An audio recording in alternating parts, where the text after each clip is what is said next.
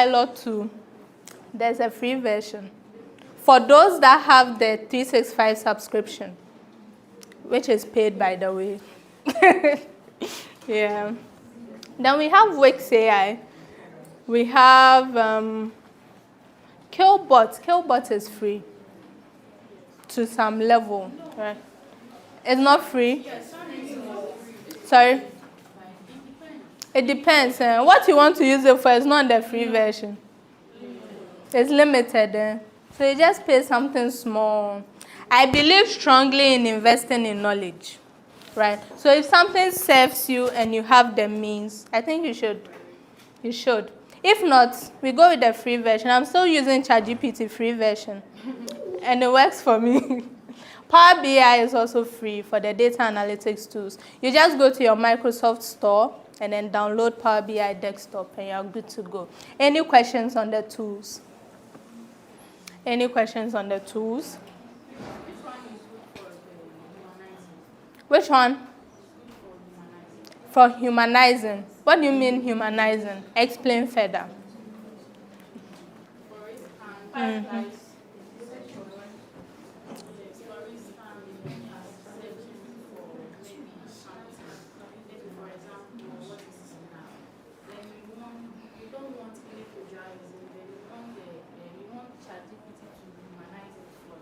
A minute. Do we do that? Showing them the tools one by one. Mm-hmm. Okay, when you're ready, signal me if you need help on it. Mm-hmm.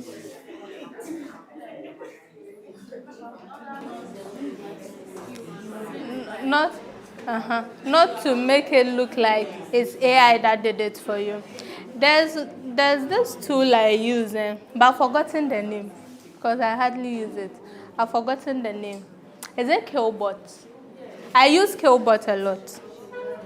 Or that one will catch you.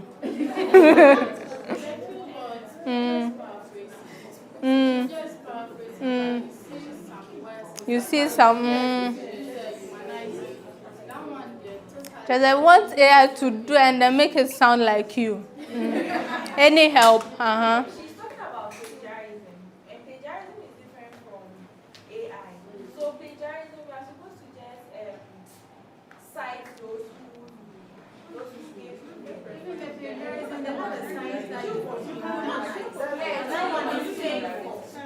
It's paid for the Killbot.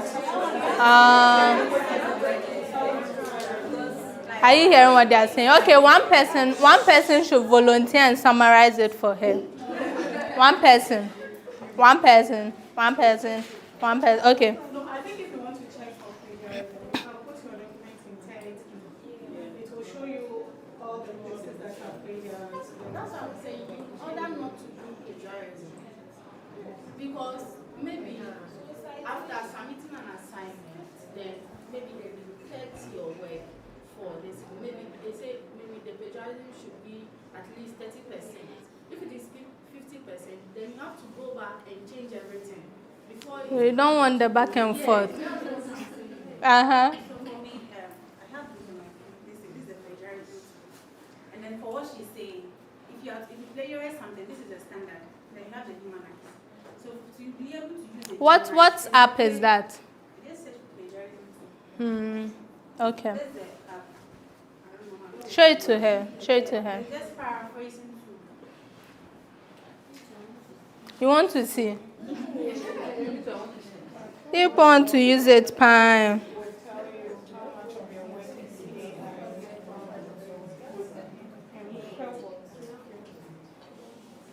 I can't see which app that is. The one in the green. Paraphrase. Okay. So you can take it from here. But me, I don't use it. You don't use him. I don't take everything out of AI. Sometimes You don't lift. you introduce yourself into AI, tell a bit about yourself. Maybe I'm a Ghanaian, I'm this and that, and then you want to base on this. In that case, your work is even a bit More tailored. yes. Great. So you can see here, yes. So, ChatGPT and the girl have the same logo. What's the ChatGPT and what? I think they are from the same OpenAI. They are both OpenAI. Yeah. Yeah. That's why they are the same logo. One helps a lot with pictures. I think that's, yeah, image generators. So the DAL E3. Yeah. All right. Then finally, there's this. Before we come to our case studies and demos. Magic Quadrant for Analytics and Business. So there's this company, Gartner. What they do is they put together, in this case, analytics tools. Which ones are the leaders in the field? Which ones are challengers? Which ones are niche players? So niche players is they don't exist to serve the entire market, just a section of the market. That's niche. And then visionaries. Which people are the visionaries, right? And we see here that the market leaders in AI, what do you see? Thank you. Oh, this one there is big enough. If I stand here, I can see. And I'm not wearing my glasses. So what do you see?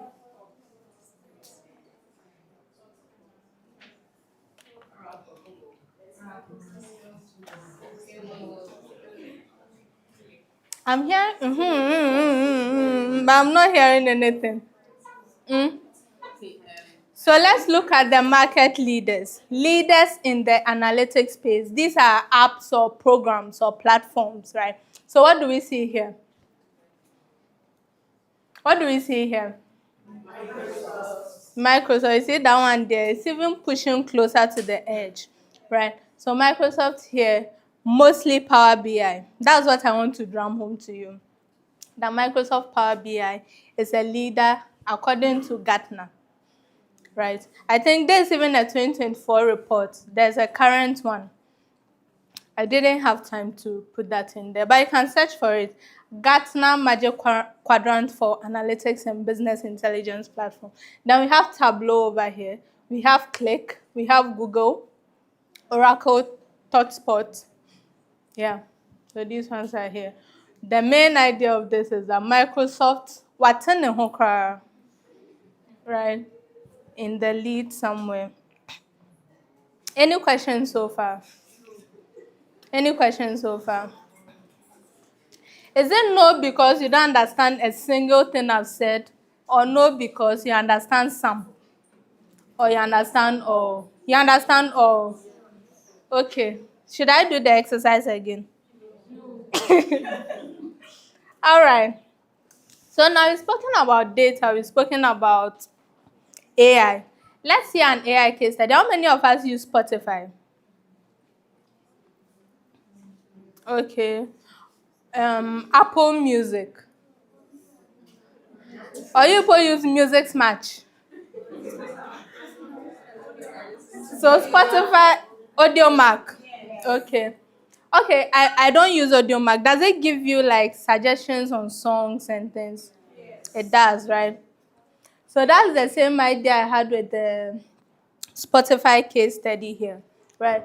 If you can just follow this link, there's a whole article on Spotify's AI, and they're doing really great.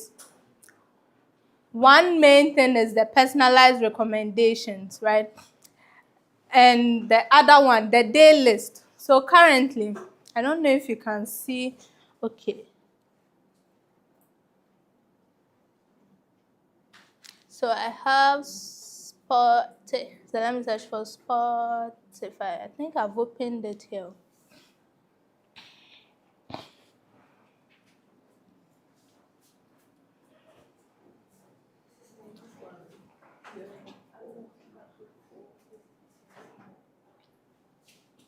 Oh no, not this one.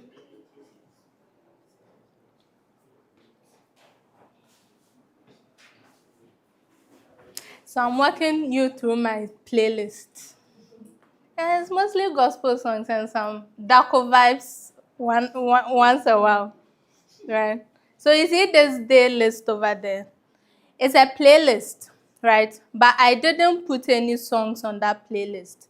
So based on your listening patterns, what genre of music you listen to and what have you, Spotify will create something for you and give you a day list. Let me tap on this.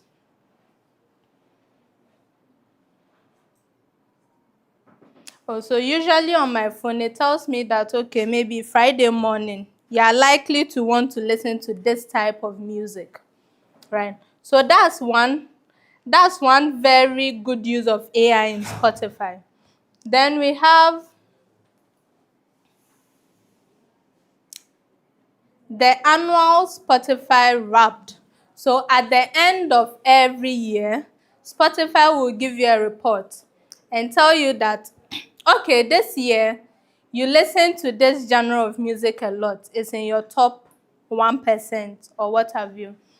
This is the type of music you like and what have you. Then the last one, AI DJ, right? You don't need to go and hire a DJ or learn how to DJ. There's AI DJ in Spotify, right? I don't know for the other apps, right? But there's a classic use of AI in the business setting, right? Okay. So now, before our demos, any question on the presentation so far?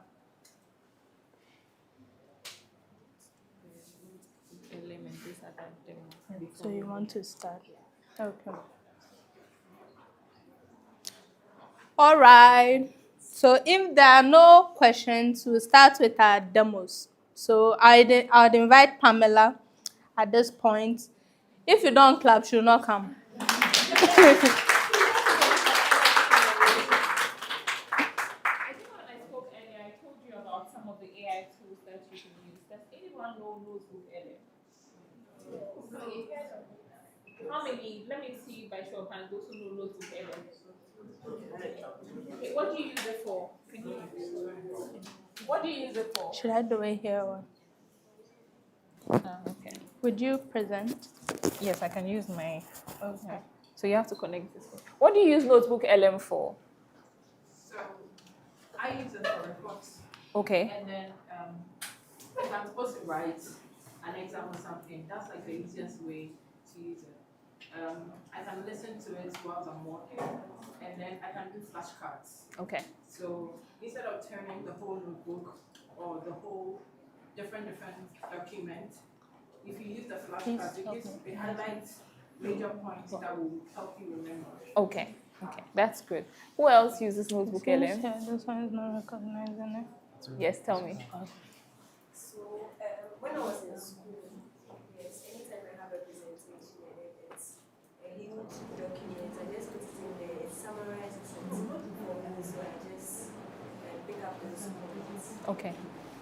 So in the world of work, let's do a classic example. So maybe you are going for a meeting, you are an assistant to your CEO, and he says that he needs you to do some research before he goes into, or to just give him some briefing notes before he goes into the meeting.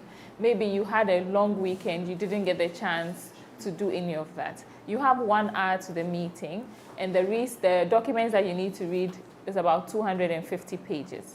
So Notebook LM enters the chat. You download the document, you put it in Notebook LM. It summarizes it into like 15 minutes, a 15 minutes podcast or something for you. You listen to it on your way to work, you make notes, and you are able to give your boss the briefing notes all within 1 hour. Do you want to try it and let's see how it's? Yes. Okay, let's. free. Yes, Yes, it's free, it's right? free. It's free, don't worry. It's free. So this is the report we are going to use for the demo. It's 290 pages, right? Okay, so we are going to put it in Notebook LM.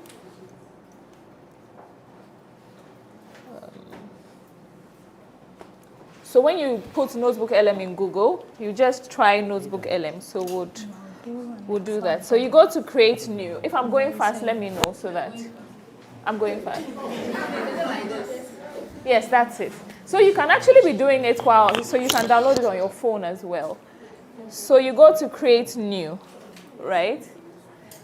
And this is, you choose the file you want to upload. So you upload the document. So we are going to choose that 290-page document to upload. Where is it? Download. So this is it. We are going to upload it in Notebook LM. So we'll give it a few minutes. So you can do this maybe while you are getting ready. So you are late and while you are dressing up, then you are uploading it. So that by the time you are getting ready to sit in the car, it's ready. Then you put your earphones and you listen to it. Let's hope the internet doesn't disgrace us. But are you able to download it? Those who... Yes, yeah. You've downloaded it on your phone, okay.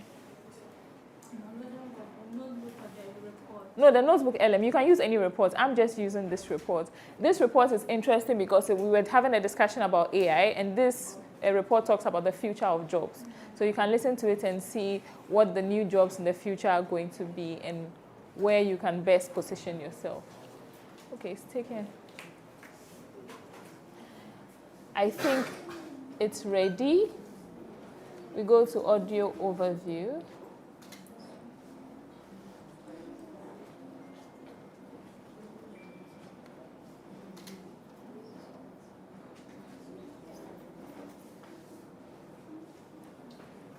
Our internet is a bit slow, but good.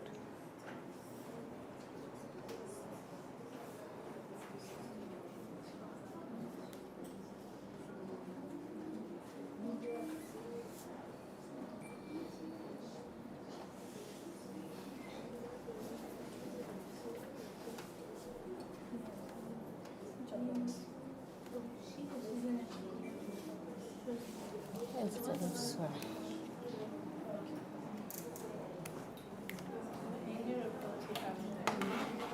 Please hold it for me. I don't know why it's slow.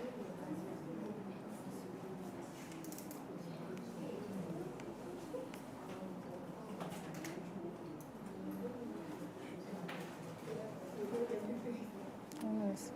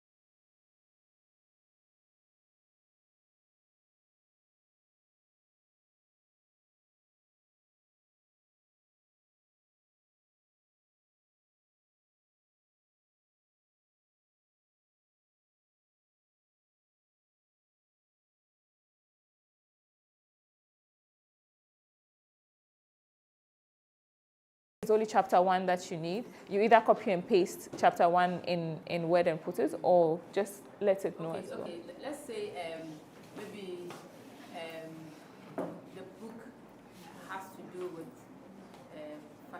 Yes. So probably you want the importance of pattern drafting, but it's not stated in only one chapter. It's scattered in the book. So can you tell it to just fish out all the importance from all the various chapters and give it to you? I think then that's what you put here.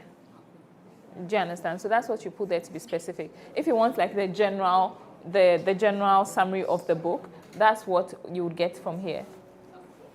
So it gives it to you in the form of a podcast. The volume is, I can hear it. World Economic Forum's Big Future Jobs Report 2025 is our guide. Yeah, our mission here is to go beyond the headlines. We want to unpack what over 1,000 global employers are predicting for 2025 to 2030. These aren't small companies either. They represent something like 14 million workers. So it's a pretty significant snapshot. We're looking at jobs, skills, strategies, what's really happening. And just to set the scene, the sheer scale of change predicted is, well, it's huge. The report talks about structural labor market transformation hitting about 22% of all jobs that exist right now. 22%, wow. So nearly one job in every 4 is going to fundamentally change or maybe even disappear in the next 5 years or so. Exactly. That's a massive amount of churn. It's not just minor adjustments. And it's driven by these 5 big interconnected trends employers are seeing. Okay, what else? It's more like Well, you've got a two-way technological change, conversation. that's the big one. Yes. Then geoeconomic fragmentation. So what it does is that it makes the report come alive. So it's sort of like an interaction. We have used it with some of our clients. So maybe we've done an assessment, a countrywide assessment, and it's like 200 pages. And you go to the client, so this is like a boardroom of busy executives. You can't do a presentation of 200 slides to them. So you can put that here, and it creates a podcast. What it does is it keeps the audience engaged. It breaks it down and makes it very simplified, and also makes it interactive. So it also kind of discusses the questions you would have if you were reading it. Do you understand? So it's very helpful. You can use it in different ways, either to learn, either for your clients. So there are a number of ways, or even just for your own general knowledge. I see you had a question. I would like to know how it works with images, maybe diagrams, and because the book she spoke about, we are both into fashion. And in these pattern drafting books, Yeah. there are Diagrams, So yeah. how does it work with drawings and stuff? Do you want us to try it? Yes. Do you have the book? I don't know whether you can, Ellen Armstrong.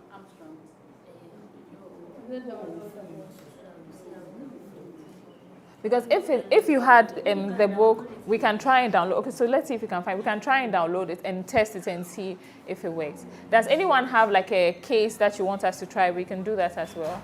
Or maybe your work, how you want it to apply to the work that you do.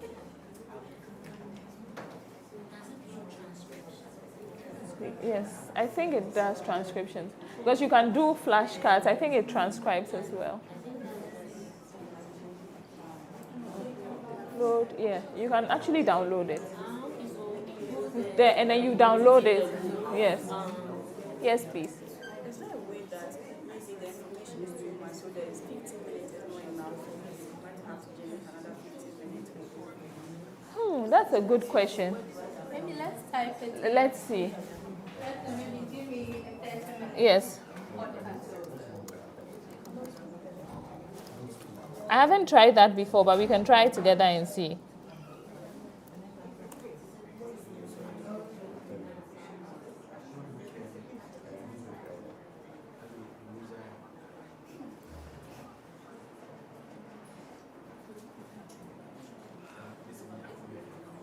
Yeah, so you can actually ask it for a longer podcast. Yeah. And it can give you the transcriptions as well. Yes. So you can play around with it and interact with it in different ways and see what is most useful to you. So here it sort of gives you even some notes already from the podcast that you can even copy into Word or put in flashcards. So again, as I was saying, these it's like small paper that gives you prompts on what's useful. So these tools are meant to enhance your work and make you more like productive, make you advance with the trends, so that you are. So even if you have like 50 pages, you are presenting to your management team, you can put that in a podcast. It makes the meeting engaging. It makes it interactive. Okay, I'll show you the second. It's not a tool, but the second add-in that you can use to make your lives easier in the work environment. Then I'll hand it back to Dorcas. I have a question. Yes. Okay, so paid AI tools. Sometimes if you don't want the app again, because they take some money when they're supposed to. So if you don't want the app again, they still keep on taking. So if I download an app that I think would help me, and I think at a point I don't need it again, how do I not get them to take money from me? I don't know. I think you have to cancel your subscription. Maybe probably she has an experience, so she can explain. Okay. Which app is that? Where did you get the app from? Put me on the spot. No,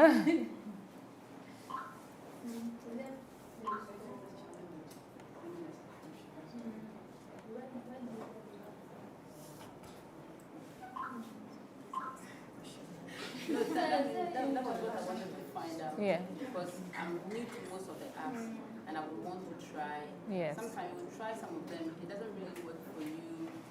You want to log out, so I don't think most times.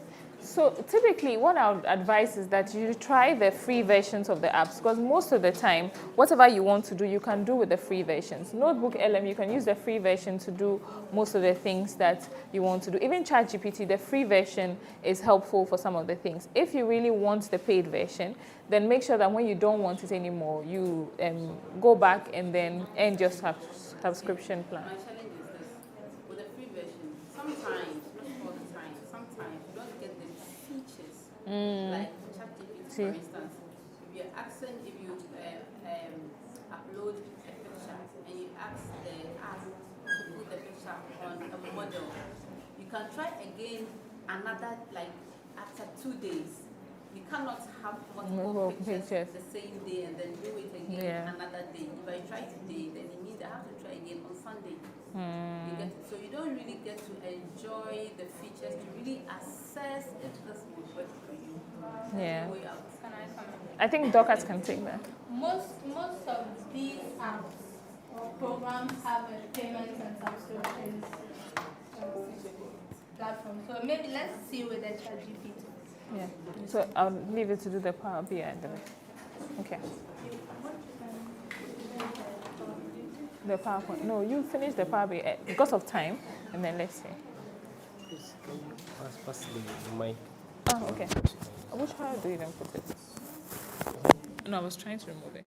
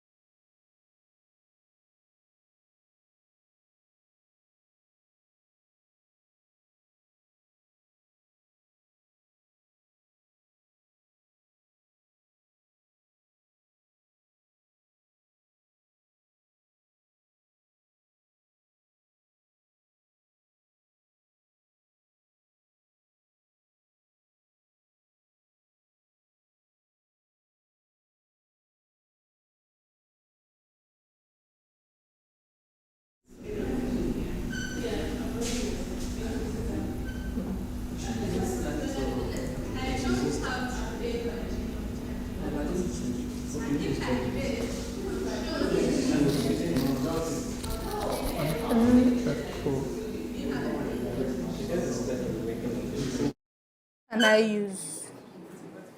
Which app can I use? Great. So this is my Spotify. Right. This morning I was listening to this song. Who has heard it? I needed it. Yeah. And the introduction, someone said they can sing. Yes. So this is the please stand and then sing for us.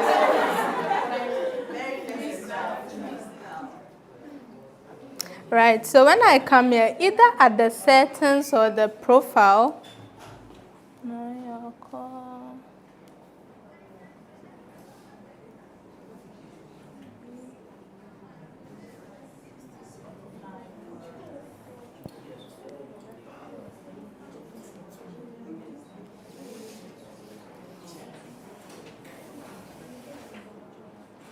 I know there's a way, but I can't seem to find it here. So maybe after my official, sorry, to cancel, yes. Usually I go to my Google Your Google Play, Apple App Store or Play Store. and then I cancel all my I see my subscriptions.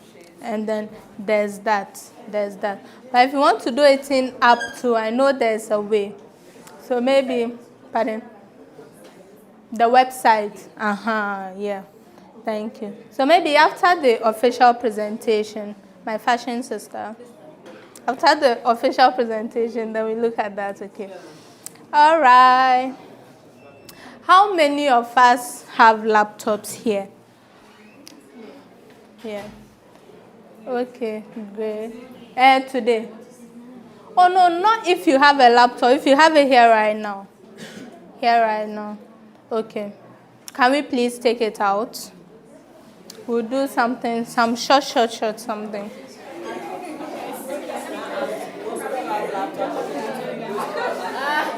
Pardon? I'll give you new laptops. Hey.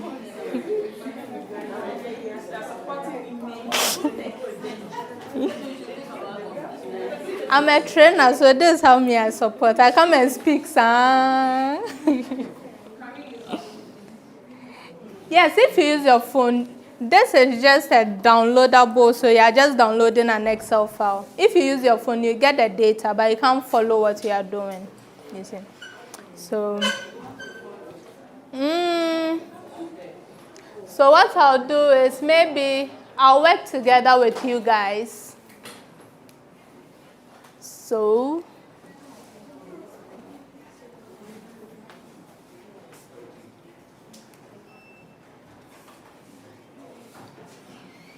for those of us that have our laptops, hopefully it's connected to the internet.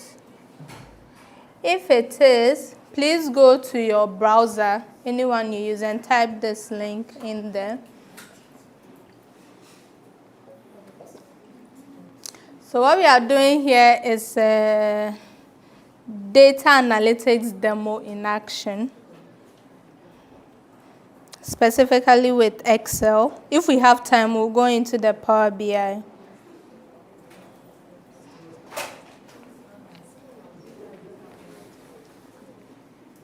If you don't have, don't worry, you can follow me.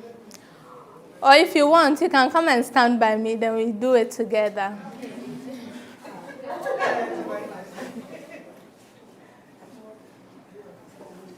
So when you go into your browser, you type bit.ly, /small s19 demo, all in small caps.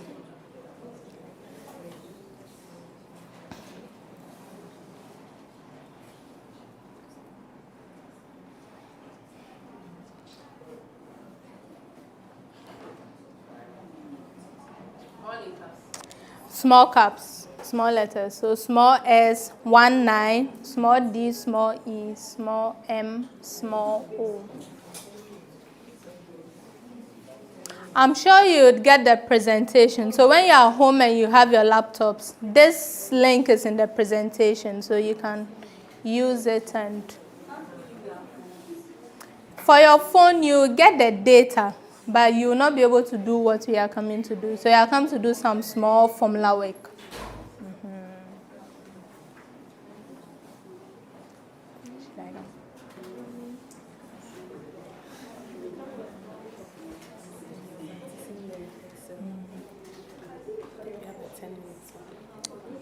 I'm still doing living painting.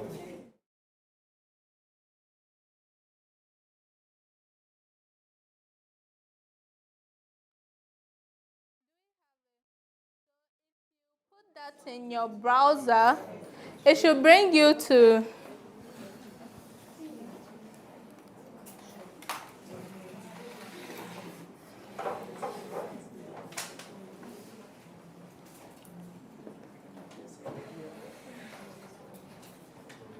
so if you have that in your browser, it should bring you to a page like this, right? Just click the download button. Then you can download it.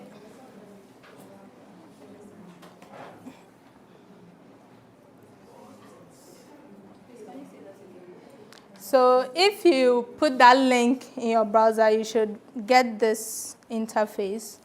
Yes, then click the download button on top here.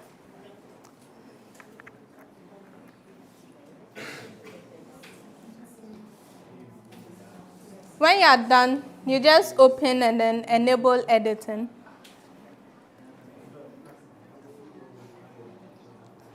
I have just about 10 minutes, so we'll do just something small. Are we good? Okay. So now, on the journey to becoming a data analyst, you are likely to get data in this shape, right? If even you don't, you need to know how to change the data into this shape. AI can help you do that.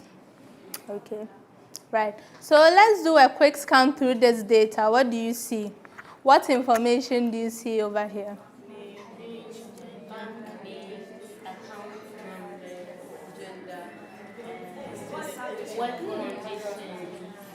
The location of the bank. Right. So you're seeing plenty things here, right? If I tell you to give a name of a department likely to handle data like this, which department comes to mind? HR. So we are looking at some HR data. Someone said finance. That may be true, but here you don't have tax information here, right? It's more HR inclined than finance inclined, right? Now, as a data analyst, when you get data in the raw form like this, you should be able to analyze the data and then present it in a way that is simple for your users or stakeholders to understand, right? So now I have this data. If I tell you that how many part-timers do we have in this company, how can you help me do that? How would you have done it? You count. Which is time wasting. And this is just about 30 rows of data. I've worked with data over 1 million rows. So if you have 1 million rows of data, would you go and count part time? Now they are beats, now also. Right. So let's do something here. So first, let's convert this data in its raw form into a table, right? Quickly, is this in a table or not? It is. It is? Why is it in a table? Because there are columns. Okay, and what else? And rows. Okay, so which ones are the columns, which ones are the rows? Which one is this? I can't see. Which ones are the columns, which ones are the rows?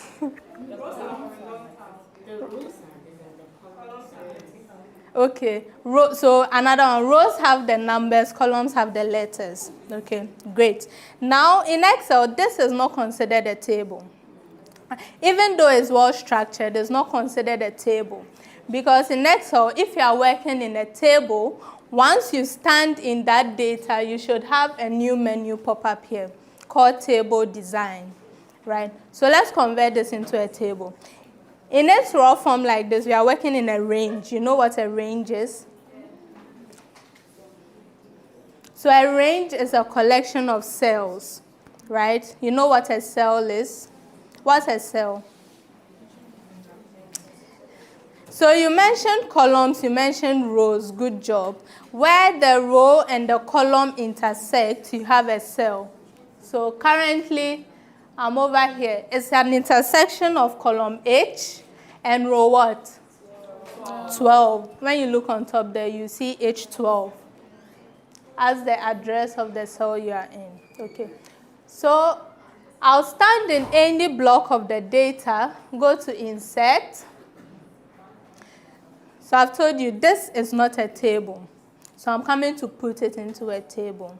So I'll insert a table on this, it says create a table. Where is the data for your table? Excel is smart enough. Once you have block of data and you give it a prompt to create a table for you, it's able to tell that, okay, maybe this lady wants to put in the entire or box the entire content into one container, right? So it has given me the content I want. Now my table has headers. It's checked yes because on top here you have headers. You have employee ID, you have name, you have age, gender, and what have you. Those are the headers. Let's do OK. And let me show you what I was talking about. Now you have something like this. When you look on top here, you have what? Table design. When I come out, that menu is not there again. You don't see table design again. When I stand in the table, you see it pops up, right? Now here, life is getting simpler, right? Now I say what? I want to see how many part-timers there are, right? One advantage of using a table, it gives you this automatic filter icon. So when you look here, the drop downs, right? The drop downs over here. I can just come to, where can I find part-timers? Which column can I find part-timers in? In the employment type, right? So I can come to the filter button by employment type. Once I tap on it, it gives me a lot of options. I can sort my data either ascending or descending. I can even bring in text filters. But another thing I can do here is I can manually select which elements I want to show, right? So currently it's showing everything. I don't want everything. So I uncheck select all, and then I tell Excel that give me only part-timers, right? One step closer, right? So now Excel has shrunk your table to show only part-timers in your workplace, right? Another advantage of using tables, when I stand in my table, I go to the menu it creates for me. There's something called the total row. The total row, do you see it there? Let me check it, then see what happens. What happens when I check it? It gives me the sum of account numbers. But you see, as a data analyst, you know that you won't use sum of account numbers for anything. Or what will you use it for? To create a new code. Right? You won't use it for anything. And the total automatically, it sums up what is in the last column of your data, right? Each cell has that. So I'm looking for part-timers, right? What was the question I asked again? How many part-timers are in the company, right? If I'm doing how many, then what operation am I using? I'm adding, subtraction. If I walk into the classroom and I say that how many people are in university, what's the first thing you do? You may what? Raise your hand. Then what will I do to get the information I need? I will count. So now this filtering of the part-time is like walking here and saying how many part-timers are here. You raise your hand. Now the next thing I need to do is count you to see the number you are. So what we'll do here is a count and not a sum. Are we good? So this total cell, when you drop down, you have a lot of things you can do here. Average count, what have you. Let's count. And over there, I have 9 part-timers, right? This works even if I have over 1,000,000 rows of data. You see, I didn't need to now come and do Okay, this line has part-time 1, this line has part-time 2, this line has part-time 3. Are we good? Yes, question. Now, please, with my Excel, Mm-hmm. someone help me. It has I think they want to hear your question. okay, so with Mm-hmm. my Excel, I have categories like maybe two piece, cover and sleeve. Mm-hmm. So how do you add another category? How do you add another category? So that's the good thing. Let me go back. These ones, they were generated from a system, right? I didn't type them in. So if I wanted to add on data to this, I can come and add another row. If maybe it's not just part-time contract and full-time, maybe we have interns. The next information you have, you can just type it in interns, right? And automatically, when you go to your filter button over here, it shows up in there. You get it? There's something else also called data validation. This one I'll not demo it, but you can write it and just find out what it is. So data validation is just restricting the content of the cell, right? So maybe yours is just cover and slate, what else? What other? Trousers and shirts, right? Maybe you don't want someone to come and type, instead of trousers, the person will type tra. Who has heard tra before? Right? So you can create a data validation and say that if it's tra you want to type it the correct way, trousers. If you type it tra, it will reject it. So you can do that as well. So just type it and read on it. Unfortunately, they said my time is up. So just before I wrap up, I told you I was with Finex, right? So at Finex Skills Hub, what we do is that we also train people in data analytics with Excel, Power BI, and we do some app sheets, Google app sheets, and what have you. So what you can do for me, right? You can go to our YouTube and follow Finex Skills Hub. The short thing I demoed over here, there's an entire playlist on our YouTube. It's called Excel for Work. Excel for Work playlist. So it takes you from a blank sheet to pivot tables. That's one playlist. So how to create tables, why you need tables, and what have you. So you can go to our YouTube, Finance Skills Hub, and then search for the Excel for Work playlist. It will be of very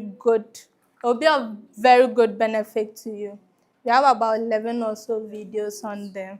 11 videos, you've already gone there, that's good. So guys, thank you so much for having me. It was a pleasure. I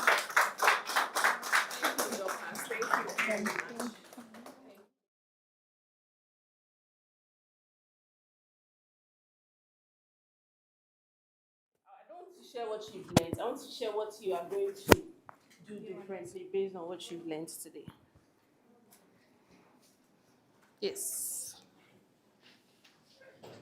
In regards to what she just taught us, the Excel, now I have other categories of certain garments I make. Okay. So now I know how to input those columns, those categories, and also have my expenditure and income on those. Thank you. Any other person? Yes. So, in regard to what she just taught, sometimes it's difficult to collate and put everything together in one place. You just have to do it differently. But she's sharing this, and then the YouTube page. I think I'll go back and learn everything and then input it. You know, sometimes it's good that you work, but then we also try to cut down cost. Yeah. Because some of these things, it feels like it's a lot of work when you want to do it, especially when you don't have anybody guiding you. So Yeah. you want to get someone from outside to come and do it for you, and then the person is going to charge you. But when you have access to this, you can just be going through it at the comfort of your home when you have the time, and then with time you get used to it. You do it on your own, and then you save cost. Thank you. Anybody wants to share what they are doing differently? Yes. So with me, I have some issues with pricing. So I have some issues with pricing. Okay. Profit margin and all of that. Right. It's like you are doing the thing,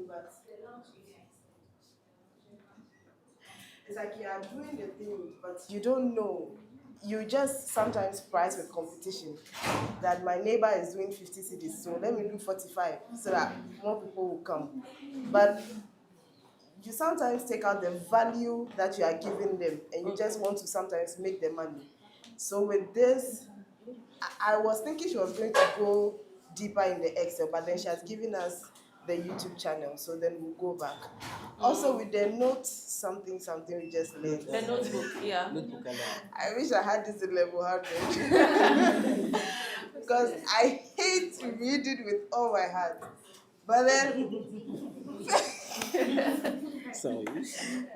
and I have like 3 weeks to complete school. I feel so duped. Like they should have given us this as part of our slides in uni, right? Yeah. So at least I'm going to use the notes for the next 3 weeks. But then this has been really resourceful for us. Thank you. Thank you. And it's also really good for work as well.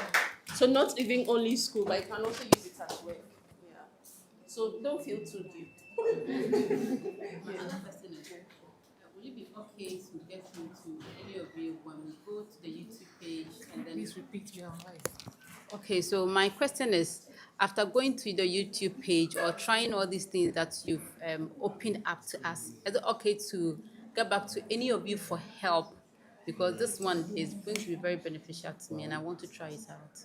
Yeah, I think one thing that we can do is to, yes, you should probably speak to Dorcas and then also see whether we can give you maybe a slide deck that had maybe tips and tricks for using Excel. So that as you are going through it, if you have any challenges, you can just refer to that document. And then I think that should be helpful for you. And I think you can also reach out to us if there's any challenge. Yes. Anybody else wants to share what they are doing differently based on the session today? No, nobody's presenting. Yes. For some,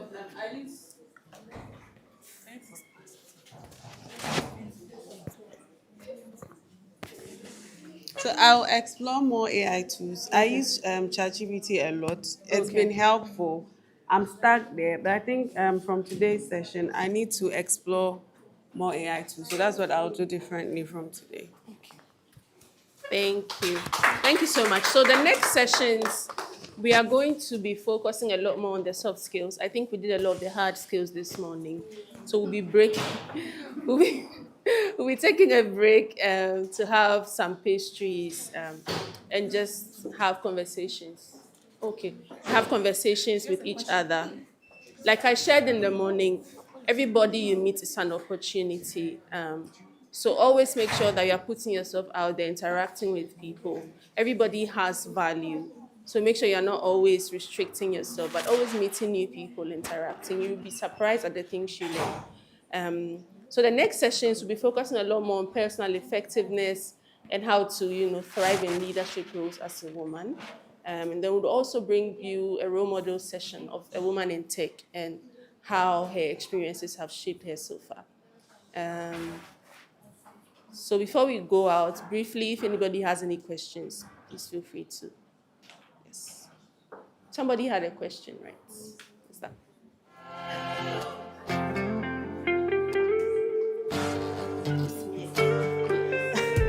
When she was speaking, I wanted to ask the note LL.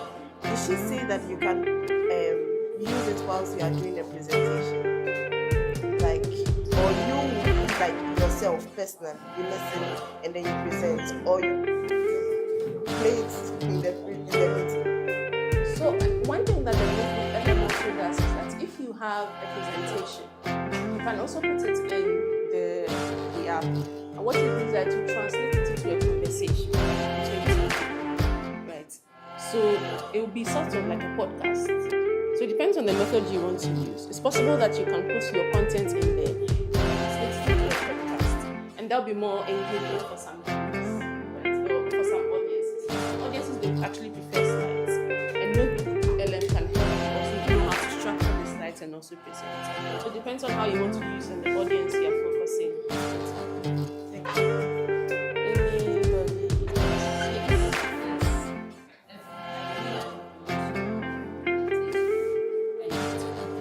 So what else if I need an information for presentation, I want it the easier way, I can go to ChatGPT, get the information, put it there, and then it would just do the slides and PowerPoint and everything for me. Yeah. Okay. One thing I was going to say about the AI tools, and I'm sure she touched on, Pamela touched on it a bit, is that you have to be careful when you're using it for research. Especially because sometimes they can lie. Sometimes if it doesn't know, it would fill in details that are wrong. So one thing that AI does is, like they said, is an assistant. So you always have to double check. So one thing that I do personally is that I use it for the research, and then I ask, where did you get this information from? And then to give you sources, and you go to the sources and read more from them. If you don't do that, you would present things that are wrong, and you wouldn't know, because one of the limitations, for now, one of the limitations is that you can actually lie and give you wrong answers. So always make sure you double check, especially when you're using it for research. If you're using it for brainstorming, it's fine. It can give you many ideas. Okay, maybe I want to expand my business. What do you think I should do? What business plan should I come up with? It can help you with that. If you're doing research, how big is the food market in Ghana and those things, sometimes the information may be wrong. So always double check by going on it as well. Any other questions? Well, I guess now we just want to eat first. Okay, all right. So I think we can, maybe some of us can use the washrooms if you want to, and then we can meet at the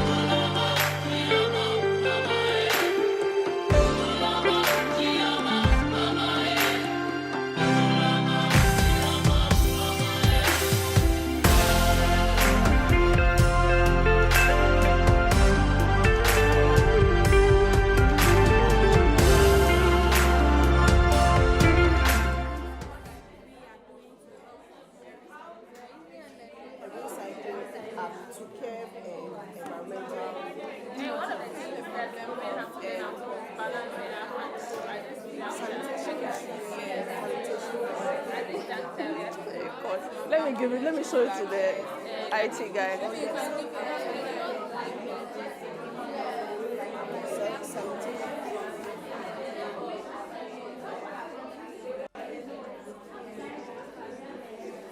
it gives you the chance to Hello.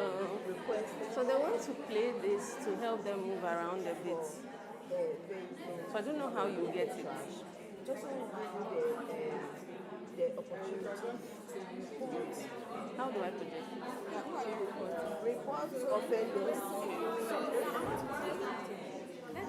No, this is on Instagram and YouTube. But you can't find it. And project it. You see people go around when it's they go around fast.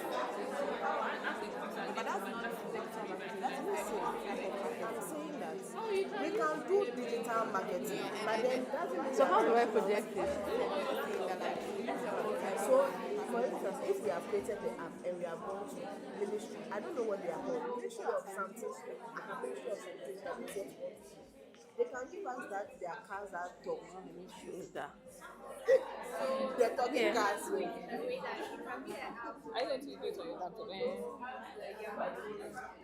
Okay. An app or a phone. Maybe the hotline. Hey, wow.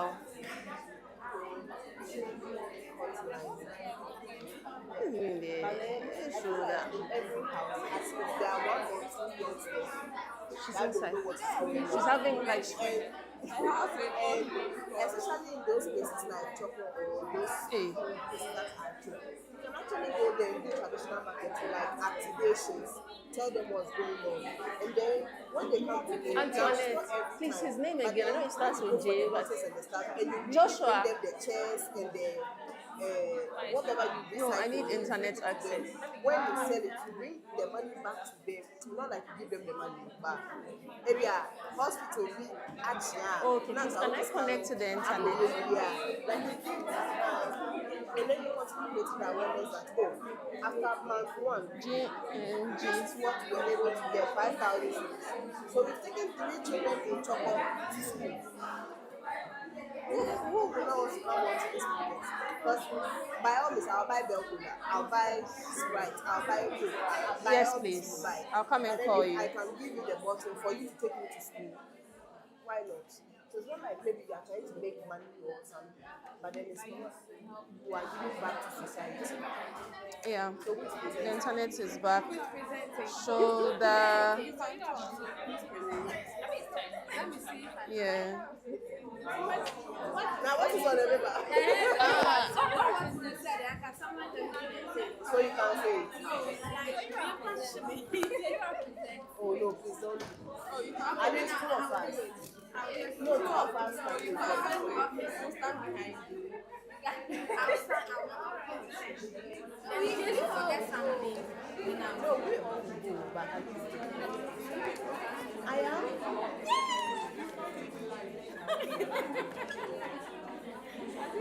She said I've made it to live now. I'm on TV. Where's the TV? Where's the TV? That's a TV. I don't know why you didn't tell me. Oh, he plays there. Was that the reason why he plays there? It's a trap. So please, let's summarize. Please, let's go right. So the problem is okay, so what I understand what you are saying in the terms of sanitation, because environmental pollution here is large.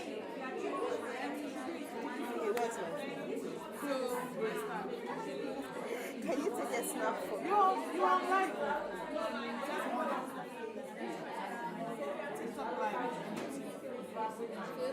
we are still alive. With this noise. So okay, so if I understand what you are saying now, sanitation, create an app. Set up the phone. Like you text ready to 1414, then they will come for you. No, what about maybe staff? What about please, I want to say something. We're going to vote. The insurance firm does those messages. You don't even know how they get to your number, so we can create like a system like that, and then most. Okay, I don't know how to, but we have like a WhatsApp group. So maybe if there's an information, they pass it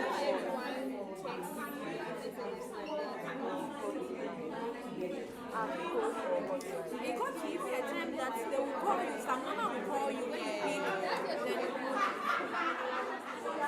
So the Ministry of Education. Just shoot some video for me.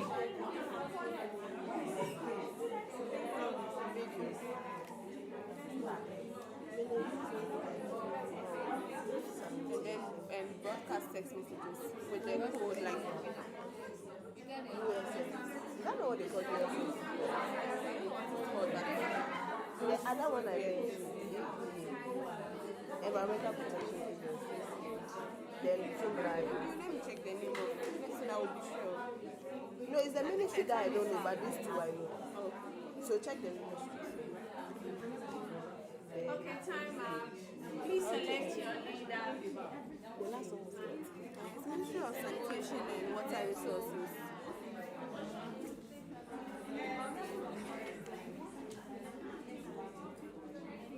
To create an app. The app will allow you to schedule pickups,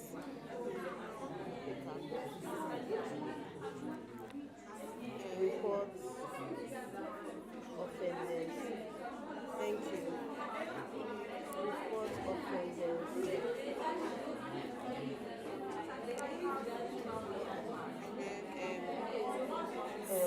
Time out, please read it. The amount of plastics, plastics, papers, Please, collected. hello, time out, listen. Please. Thank you very much for that. Now you understand?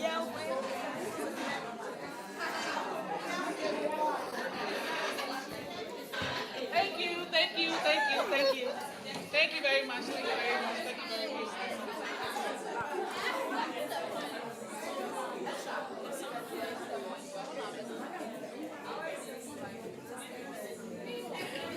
Please, we are waiting for you. Okay.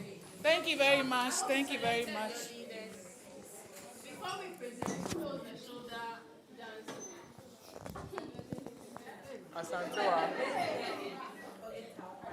We want to shake our bodies a bit, so the Gen Zs in the house, who knows the shoulder dance?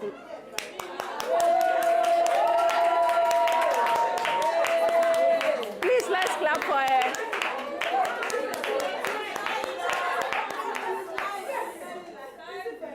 Oh, come.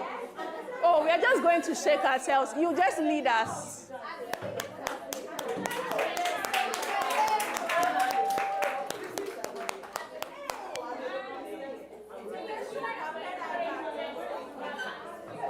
Oh, please, let's give her fans. Let's give her fans.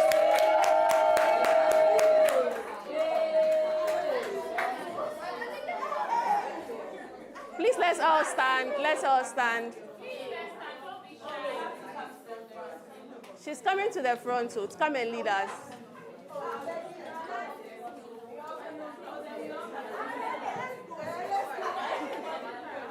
Hey.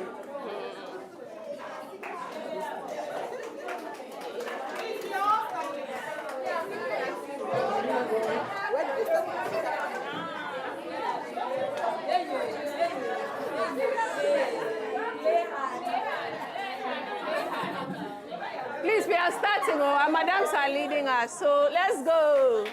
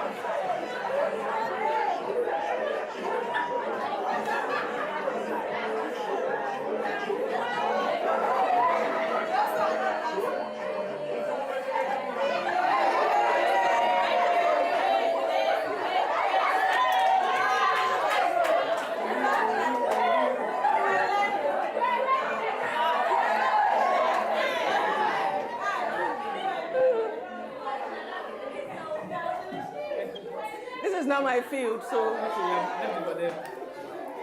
So you guys do consultancy? Sorry? Consultancy.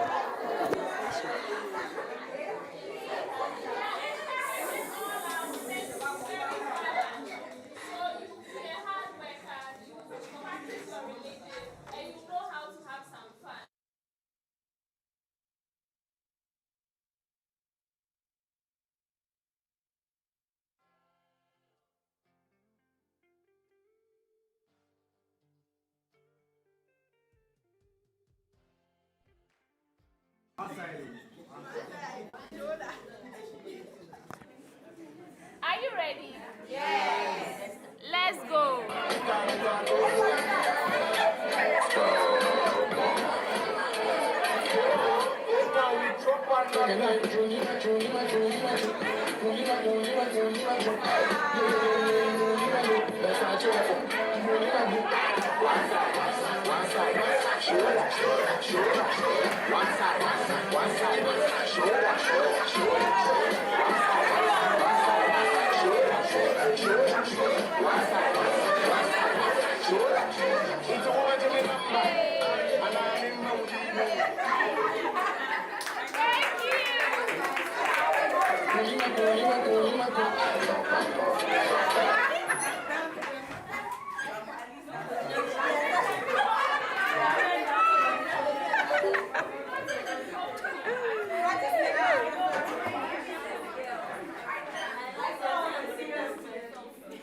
Okay, so we are going to start with the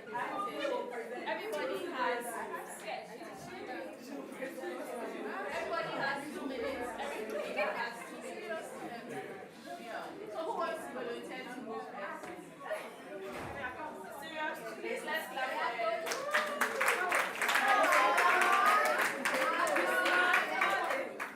Work hard, play hard.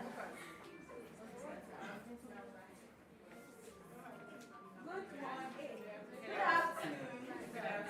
So please, I'm here to present on our problem and then how we solve it in our community. So our problem is that in today's world, social media and then our online presence is really driving sales. But our market women, they don't seem to have the time and they don't even have the skills to even use these social media platforms. So our mission is to bridge the gap by acting as middlemen. I should come. Creating a digital platform that showcases their products, connects them with consumers and drives sales without women needing to manage the online sites themselves.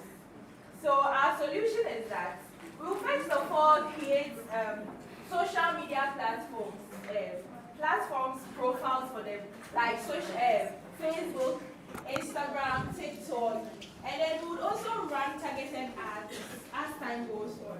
We will create content for them. We will take high quality videos and then pictures of their products, and then use AI tools to help caption them in a way that will be engaging and then catchy for consumers to come and buy. So how we will work?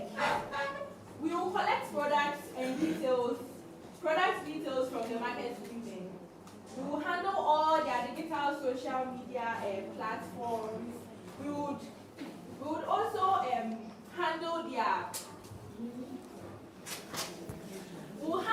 order. So let's say if a consumer buys something, it will be through us. Okay. So if a consumer buys something, it will be through us to the market women. Yeah. So the impact for the market women, it will increase their visibility and then customer base. It will also help them with their sales. For the consumers, it will be easy to access fresh local foods and then convenience of shopping. So for us, we would use our skills to help them. Thank you.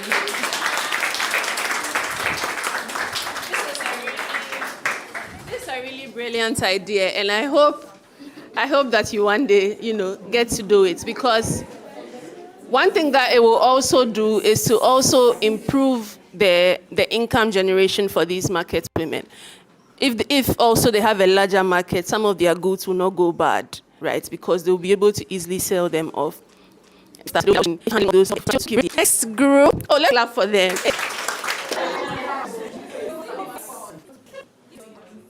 I think that one moves into the business models. Just pick another time, but depends on business, but also supports economic empowerment for women. So, for example, you could develop your idea, flesh it out, submit it for grant application, and then you could also actually win from to go to make it free. Women would necessarily, or appreciating it, you can institute something like it can be like 10 or 100 or something, depending on those people's their businesses are, and then so I think depends on your business models. Yeah. Thank you. Did we wait for this? Okay, next group. Struggle their mental and Ghana to create an app called Serenity. The app is going to be in such a way that it's going to have an AI integrated in, where whoever is struggling with their mental health can interact with the chatbot. And depending on just going now the chatbot and you want to have a session any of the teams called be a service. Also, going to that is going to track the same things with the app and partner with support groups or agency, and then we will find you one way or the other. Please don't ask us. We'll cross that road. We'll find you. Around to getting where we'll let you go to is whether a community, a mental community, or any. And also, ideas, other questions come in.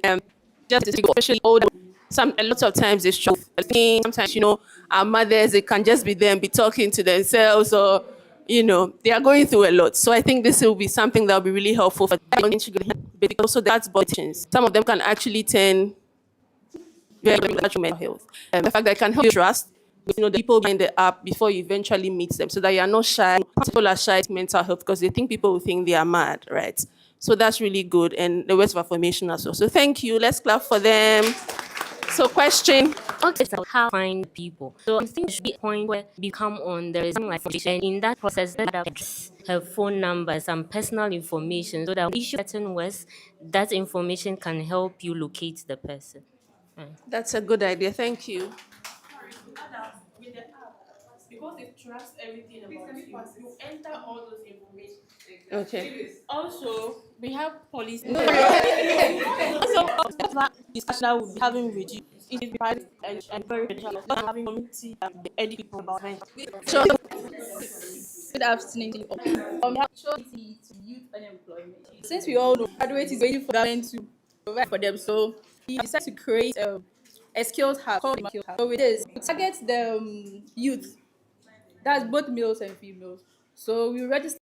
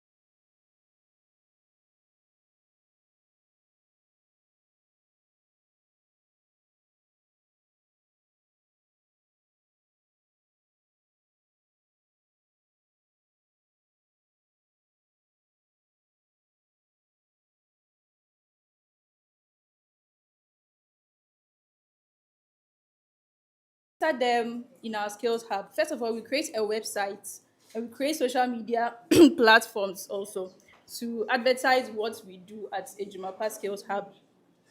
And also, we will we organize community workshops in case some people are not on social media.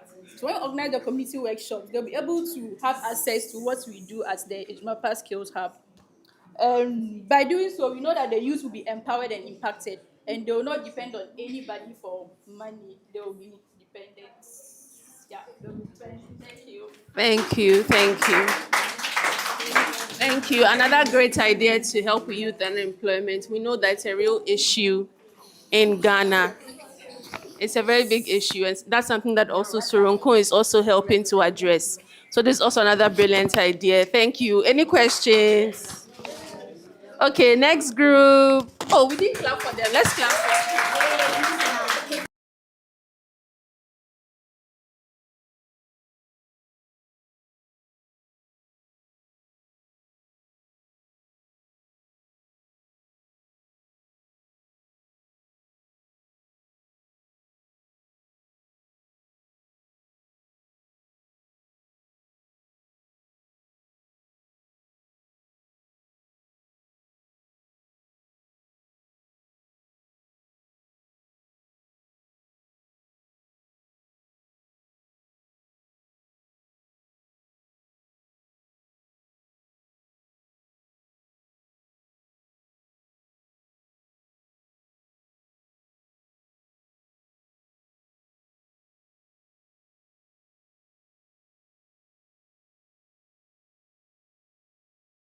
Bring us some, and they'll give you some money. And no market women are very good at broadcasting. So imagine if one or two people come and say, hey, me the plastic no call her, and I'm ask. They'll introduce it to other women. So now even you don't have to introduce it, they will even introduce it for you. So you get more people, you get more engagement from them as well. So now when they get the money, this is what we plan on doing. We plan on getting them maybe like an app that you can save your money, track how your savings are going. So instead of spending it anyhow, we'll have an app that you can track your savings. So if you need any emergency or anything, you can use that money, maybe your child's school fees or anything, you can use that money to pay maybe the fees or anything. So that's what we are trying to do. So basically, we'll use some of our skills like Canva to create flyers and banners and everything. And also that with that, we can do community engagement activities just to, warm them up and everything. So this is what we plan on doing. Reducing sanitation and also gaining some bit of money from it. So that's it. Thank you, thank you. Another good idea. We know that climate change is a real issue.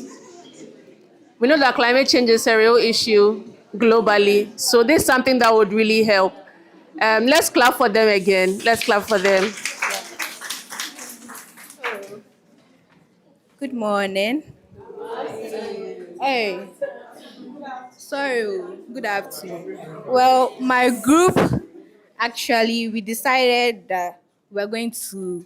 We didn't choose Accra-based communities. We chose the rural areas, and we chose the need of these rural schools teaching theory ICT without any practical aspects of it. So we decided that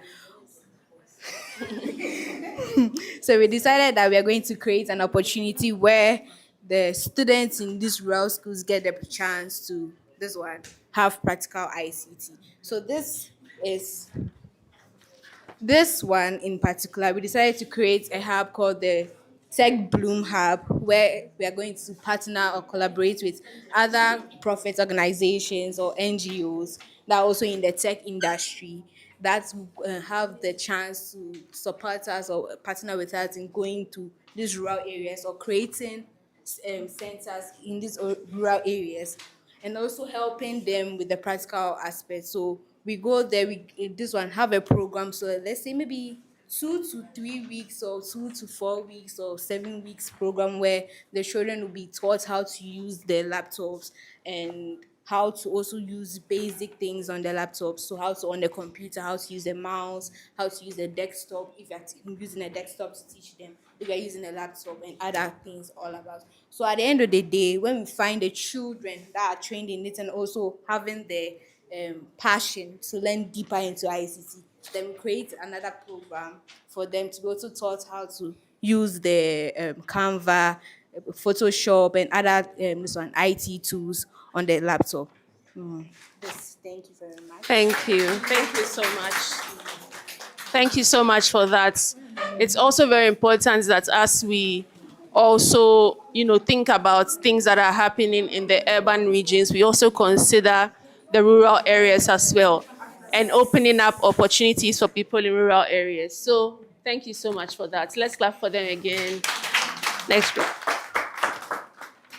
Okay, good afternoon, everyone. So our group, with our problem, we were looking at indiscriminate burning of solid waste, plastics, and then scrap metals. So we took a look at a scenario where people who go for scraps, they burn the copper in order to get the real metal, right? And then at the end of the day, it's causing lead poisoning, which can cause brain damages and then a lot of implications, right? So we took a look at what burning of these plastics and then these scrap metals can do to humans. So it causes and then our environment. So first we looked at it causes climate change and affects the ozone layer, right? And then it leads to lead poisoning in humans, and then it causes respiratory diseases. So then we decided to take a look at what are skills that we have learned here, and then what we learned here this morning, how we can help us solve this identified problem. So first of all, we are going to use AI tools to analyze data. So when anybody has lead poisoning or any of these respiratory diseases, they visit the hospital. So we are also going to get the data from this hospital and then use AI tools to analyze them. Then we also look at content creation. We chance on the available social media platforms that we have to create content that preaches against burning of these solid waste and then plastics and scrap metals. Then we are also going to look at graphic design and then social media campaigns. Then we take a look at the solution. What are we really going to do? So our main point is to capitalize on public education, the effect of indiscriminate burning in our society. So we are going to create educational materials using graphic design skills like the banners, the flyers, the short videos, and we are also going to incorporate hashtags as well. So when we chance on social media, using Instagram, we are going to create council posts. So it could be in a form like, do you know that then we put the data there, maybe 20 people die from lead poisoning every month. Then the next post, we get a related information to keep people informed to avoid indiscriminate burning. And then the hashtags, we also we got a tagline that smoke from burning waste can be deadly. Then we also brought up some few hashtags we can accompany with our video content, with our campaigns. So here are some of them. Stop indiscriminate burning. Sorry. And then hashtag save the climate, hashtag lead poison kills, and hashtag ceasefire save lives. That's all. Thank you. I like the idea of the sensitization because a lot of people do not know, right? Sometimes they do it out of ignorance. So I like the fact that your group is touching on that and making sure that you're using some of these tools that you already know to develop some of these flyers or social media campaigns to help, let people know that it's not a good idea because maybe they might not have known. So thank you. Thank you so much. Next group. How many groups left? Two. Okay, great. I think my colleague talked about unemployment. Yeah. And I think we are also going to talk about the same thing. And then at first, when we hear about unemployment, we didn't take it seriously because we were in school. Because we didn't care about it. Until I was doing my national service and I realized that, hey, you really need 2 years. So that's why we are talking this thing. So I think she focused on grown-ups. Yeah. So what we'll be talking about is unemployment. And then the first thing is the second question was how can these skills you are learning at Soronko address those things? Okay, so what we learned Your mic. so what we learned from Soronko, some of the things that we learned are graphic designing, soft skill training sections, and then content creation, and then increased tech. Okay, that one is solution. So right now you're going to solutions. How can what you learned, how can we apply what you learned to other people? So the first thing we want to do is create good content based on what you've learned here on our digital skills. See, some of the time when you go on TikTok, you see a lot of people selling, but then when you ask them the price, they'll give you a number to call, and then I think they don't know that is making them lose customers. But then since we've been here, we've learned a lot about how we can attract these people. So we can create content on the people that are not working, but then they are selling, how we can help them in that sector. And then the second thing that we would like to do is digital literacy. When you look at when you're growing up, there are lots of people that do not know anything about technology. I myself, I hated it so much until we got to university, and then you realize that it's very, very important to learn. So we'll focus on the children. We will educate them on how important tech is, and also we also teach them the soft skills. That is the graphic designing, how to create websites, how to create all these things, because people are making a lot of money from it. So you will teach them at a younger age, so that when they are starting their national service, they already have something that they are doing, and then they're getting money from that. And then also we will use AI to create faith-based networks for after national service. You see, we already had the data for that. So we have, let's say, 50 people graduated, has finished their national service. How can other people help? So with these companies, maybe we have only Christian companies, and then we have maybe Muslim companies. And then we can use that data to tell that, okay, we will take the Muslims to the Muslims company, so that it won't bring any sort of harm. And then I think we will also prioritize. I think I said it all. Thank you very much. Thank you. I like the idea of targeting them young, because so that they already know what's out there, right, before they experience the real job market. And sometimes, if you had known that you could be a woman in tech, maybe you would have started much earlier, right? So thank you for that. Thank you. Next group. Oh, let's clap for them.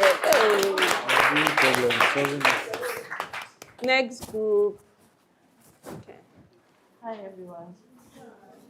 Please, I'm a bit nervous, so don't stare too much. So I think some people spoke about not some people. My colleagues spoke about sanitation already, but we will also go ahead and do same.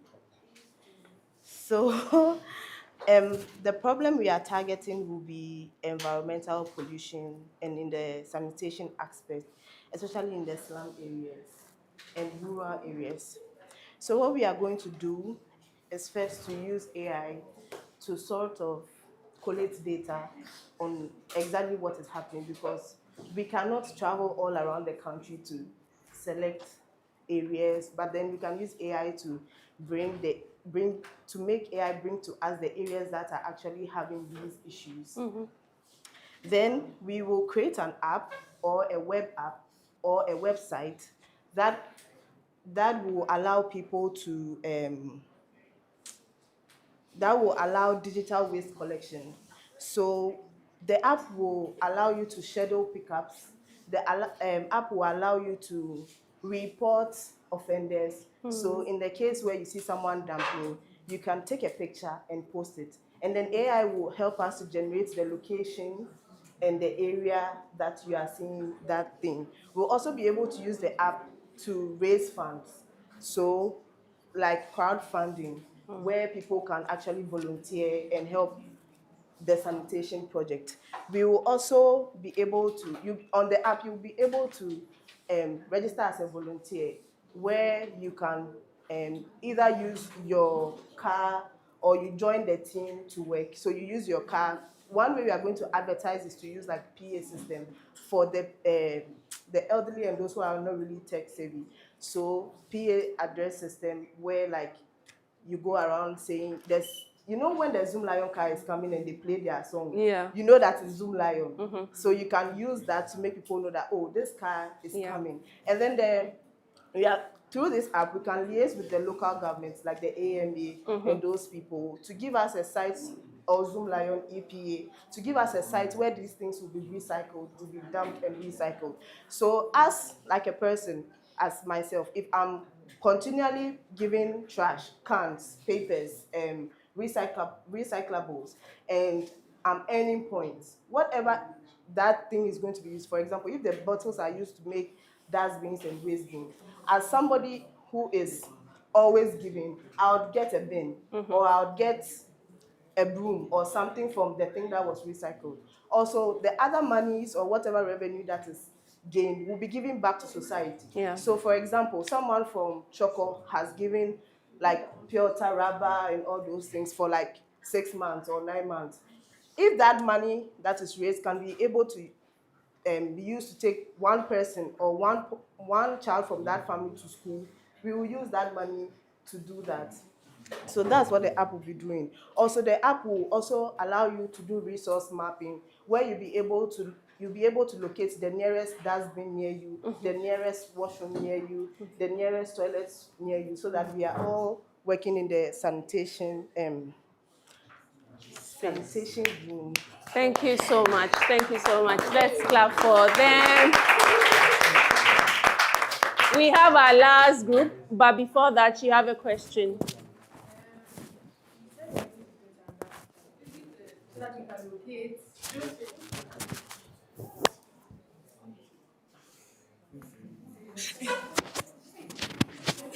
You said you said you're going to create an app so that it will help you locate. And then you know that we live in a society where we don't like getting apps on our phones, and then we don't even like clicking on something. So how can we do that? We'll take only 2 questions. So one thing I So, also didn't just mention to. is that aside the app, there's also going to be like traditional form of advertising. You see MTN. Sometimes somebody will be doing something, it says sponsored by MTN. You see them partnering with maybe Shatterfest or Sarkodie Fest, those kind of things. So if you see us there and we are also doing giveaways or something, we are going to be very involving, so that I don't have to do anything, I don't have to do much to get a dustbin.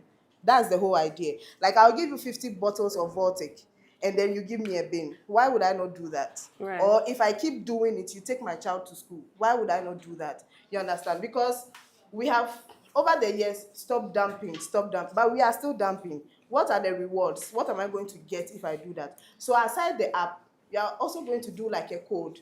So if your bin is full or something, maybe you just text full to 1006, something that will make it easier. There's a hotline, there's a code, there's an app you can call. The cars will be coming around. The people in your market are mothers. That's what I'm also saying. There are Zoom Lion cars. I think we can think about this in a lot of ways, but I think one way to complement the app is to also have like on-the-ground foot soldiers for people who cannot use apps. But I think I like what she said about the USSD, because not everybody has a smartphone. So they factor that in the fact that if people don't know how to use apps or smartphones, they can use the USSD codes to also communicate and get assistance. Like and the cars that will be playing the song. So once you hear the sound, you know that this is the recycling car that is coming around. Yeah, thank you. Last group, so that we move on to the next session. Thank you so much. Good afternoon, guys. Good afternoon. So please, we're also coming to talk about unemployment, and we realize that some of the causes of unemployment are lack of skills and education. That is skills mismatch. So many young graduates without the skills the employers are looking for. And then population growth.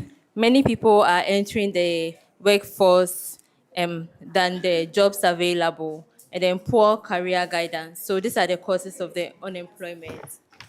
And then with solution, so we are looking at career guidance and mentorship. So just like the ladies from the Axum company would go to communities and then speak to them on their career choices and mentor them.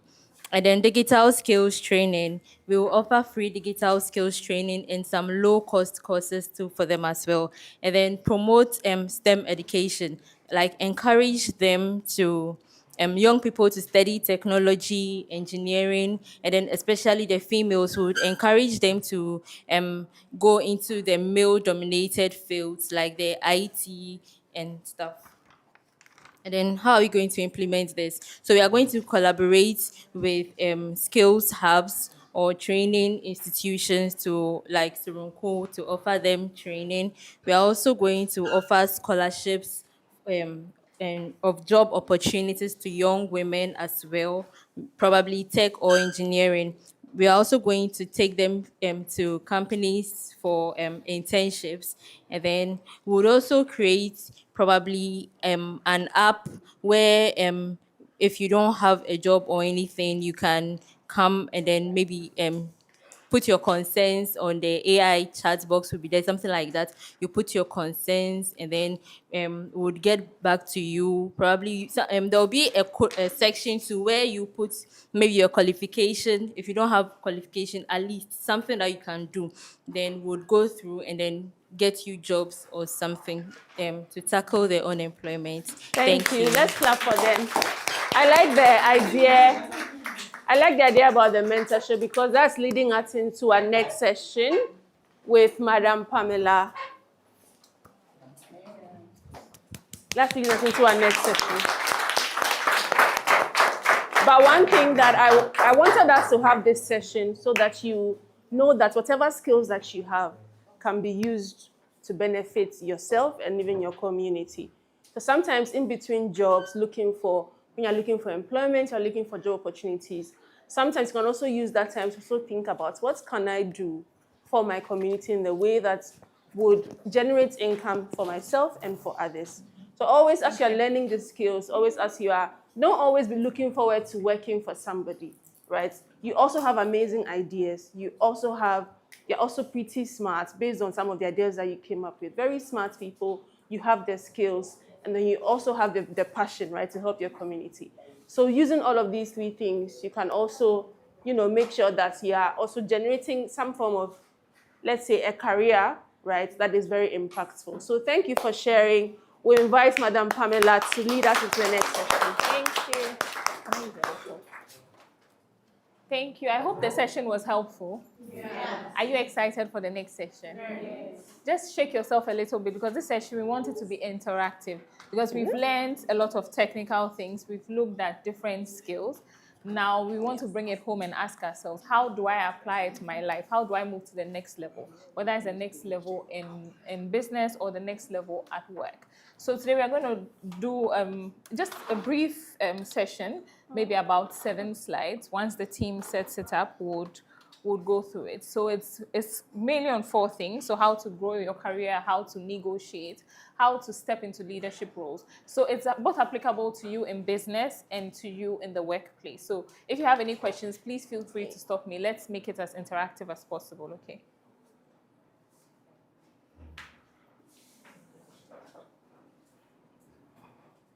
Okay. Presentation.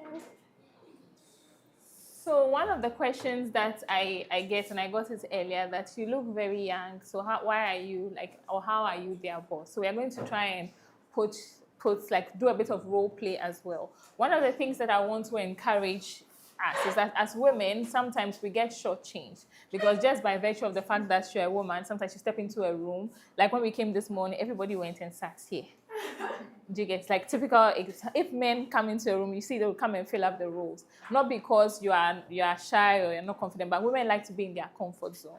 So one of the things that we would want to do through this session is to encourage you to step out of your comfort zone. Because I won't lie to you, sometimes I go into a meeting and the people are expecting to see, when somebody says their boss is coming, they see me and they're like, like, wait, or your opinion, and say, you know, those kind of like weird comments and things. But it's important for you to understand that once you are given a seat in the room, you need to own that seat in the room, and you need to make people believe that they didn't make a mistake by putting you there. Because if you are young, it doesn't matter. Now we have young people. Even in Ghana now, we have CEOs that are less than 35. We have people that are even less than 30 that are MDs of companies. So you can do it. And so don't let anybody despise you because of your gender or your age. And we're going to go through practical things that you can do to help you to get there. So we'll start with career planning. It's all well and good to say that I want to get somewhere, but it won't come to you. You need to make the deliberate effort to get there. One of the things that is very important for everybody to have is to set a goal. Where do you want to get to? I remember even when I was young, my mom used to say that I always used to say I want to be in a big chair in an office and be turning myself. It was the goal that I had in mind. Even as young as I was, I had that passion. So I always aspired to be, and anytime people gave me an opportunity, I never said I was too young or I was shy to do. I might be shy, but I'll make an effort. And that's where I want you to get to. You have amazing ideas. Like, you are smart, you are beautiful. You know, in this part of the world, if a woman goes into a role, it's either she's somebody's girlfriend or she's somebody. But how about you actually work hard and you got to that role? So those are some of the things we want to talk to. And I'll pause and take questions. You can ask me like practical questions. You can, if you're facing a challenge and you want to talk through it and you're not shy, we can pause and talk through it to make the session more relatable to you. So one of the first things that I want you to do is to define what are the short-term skills that you need. Like, what do you need now? And where do you want to go? So if you know what you need and where you want to go, it will help you in choosing whether it's courses, whether it's who to engage with, who to mentor you, and we'll talk a lot more about mentorship and why that's important. So if you know that you want to be a businesswoman or you want to be a fashion designer, it's good to ask yourself where you are now, what type of skills do you need to get to the next level of fashion design? And even more importantly, who is doing what you want to do and how can you use that person as a benchmark? So if you're a fashion designer and you want to go international, for example, who in Ghana has gone international? You have someone like Christy Brown, who has gone international. What can you learn from someone like that? Even if possible, how can you even get close to someone like that for the person to mentor you?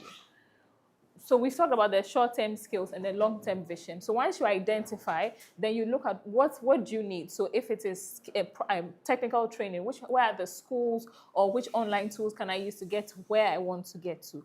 If in terms of financing, if maybe going to a paid institution is more expensive, what free opportunities can I leverage? If you want to work, let's say, in customer service, you know, now we have a lot of these free online courses that you can take and you can get these remote jobs. How do you navigate that? How do you identify those? And what does it take to get there? Do you understand? And it's good to define skills, but because the world is changing so fast, it's also good to revisit your skills and adjust, maybe biannually or annually. So if maybe you set a goal for 2025 that you wanted to do something, we are getting to the end of the year and you haven't been able to do it, it's good to sit back and ask yourself, why have I not been able to do it? What do I need? Or how do I recalibrate myself to get to that point? So that's the first point, setting goals. Then the second most important thing is finding mentors and sponsors. And mentors and sponsors are two different things. A mentor is somebody that you aspire to or somebody that has the things that you think you need for the next level. So somebody that can give you advice and guidance. And a sponsor is somebody that can advocate for you when you're not in the room. This is very important when you're working in a corporate setting because usually during promotions, somebody has to advocate for you. And how do you find sponsors? You identify people in wherever you work. And these people know your work and value your work so that when you are not there, they can advocate for you. It's even the same as business.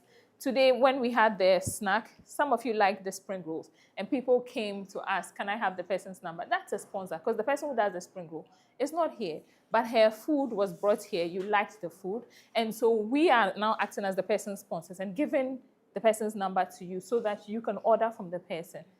So she doesn't need to advertise or she doesn't need to do anything, but that's what a sponsor does. So even in an office, if you have somebody who can speak on your behalf, because maybe you are good, but you are not a very vocal person, or you are not somebody that can advocate for yourself. That's why it's important to have people like who are sponsors who can do that for you. And it's also good to surround yourself with peers that challenge and support you. There's a thing that says that women don't support women. But the truth is the world is really harsh to women. So the only people that should support women are other women. I was able to rise fast because a woman supported me, not even a man. A woman took a chance on me. And if she didn't, I probably wouldn't be where I am today. But she didn't say because I'm a woman or because I'm younger or anything. She was an older woman and she took a chance on me. And so I am also trying to do that for other people, because if someone opens the door for you, you have to leave the door open so other people can pass through. But what it is that sometimes we get into the habit of whether it's unhealthy competition or fighting. Men don't really do that. And so we need to encourage ourselves as women to support each other. Maybe you are selling hair, somebody is selling sobolo. When you sell to your customer, you can tell your customer about your friend sobolo as well. Because maybe when your friend wears your hair, somebody else will see. So that's how we pull each other up and we grow. And then the last thing I would say is commit to continuous learning. The truth is the world is changing. A few years ago, AI was not very relevant, but now AI is so relevant. You need to be on top of issues. The world is going digital. There's absolutely nobody if you can't use a phone now, you can't go and work anywhere because you need a laptop. So you need to be at least a bit tech savvy. You need to be able to have some leadership skills, things that you can learn. You should be able to speak to people. You should be able to talk to people, because even if you want to grow and get into a higher role, if you can't hold a full conversation, you probably never get there. You may be good, but you'll be overlooked. So you need to learn how to either read books, watch podcasts, engage with people so that it's something that you can learn. Financial literacy is very important, because if you don't understand how to manage your finances, you can be working well, you can be paid well, but you'll never have sufficient money to take care of your needs, because you won't know how to manage yourself. Knowing where to invest your money. It's not always that when you get your money, you have to invest it in shoes, bags, all those things.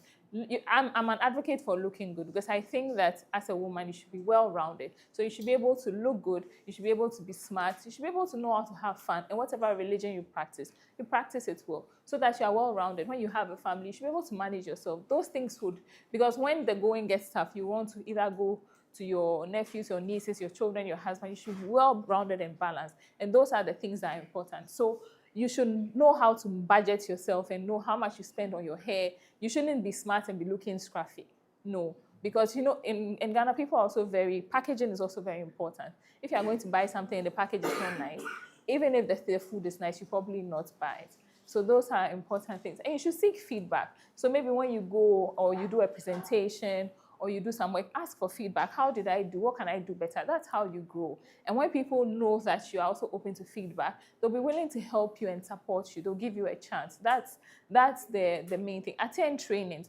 Things like this, they take a lot of time, but you learn a thing or two, and then you meet people, and that's how you get to grow, because your network is literally your net worth.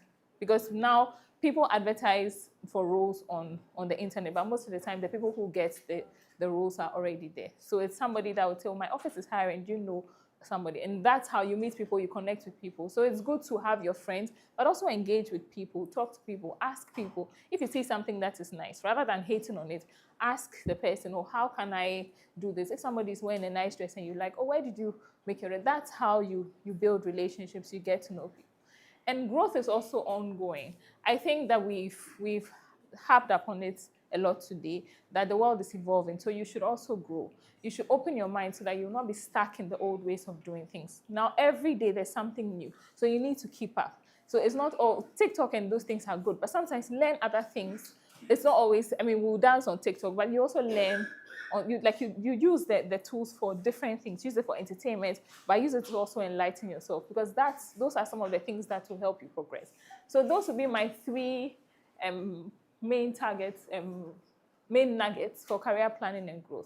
I'll stop here and see if you have any questions. Otherwise, I have a question for you. Any question, any situation that you face that you want to talk through? Yes, please. I think most of the time when we hear the word sponsors, the first thing that comes in our mind is money. someone can support you financially. Okay. Yes. So now that everyone is explained, you get the concept that it's not always the financial aspect, but someone who is going to stand, as you said, be there, speak for you when you're not around. So Yeah. I really get that concept.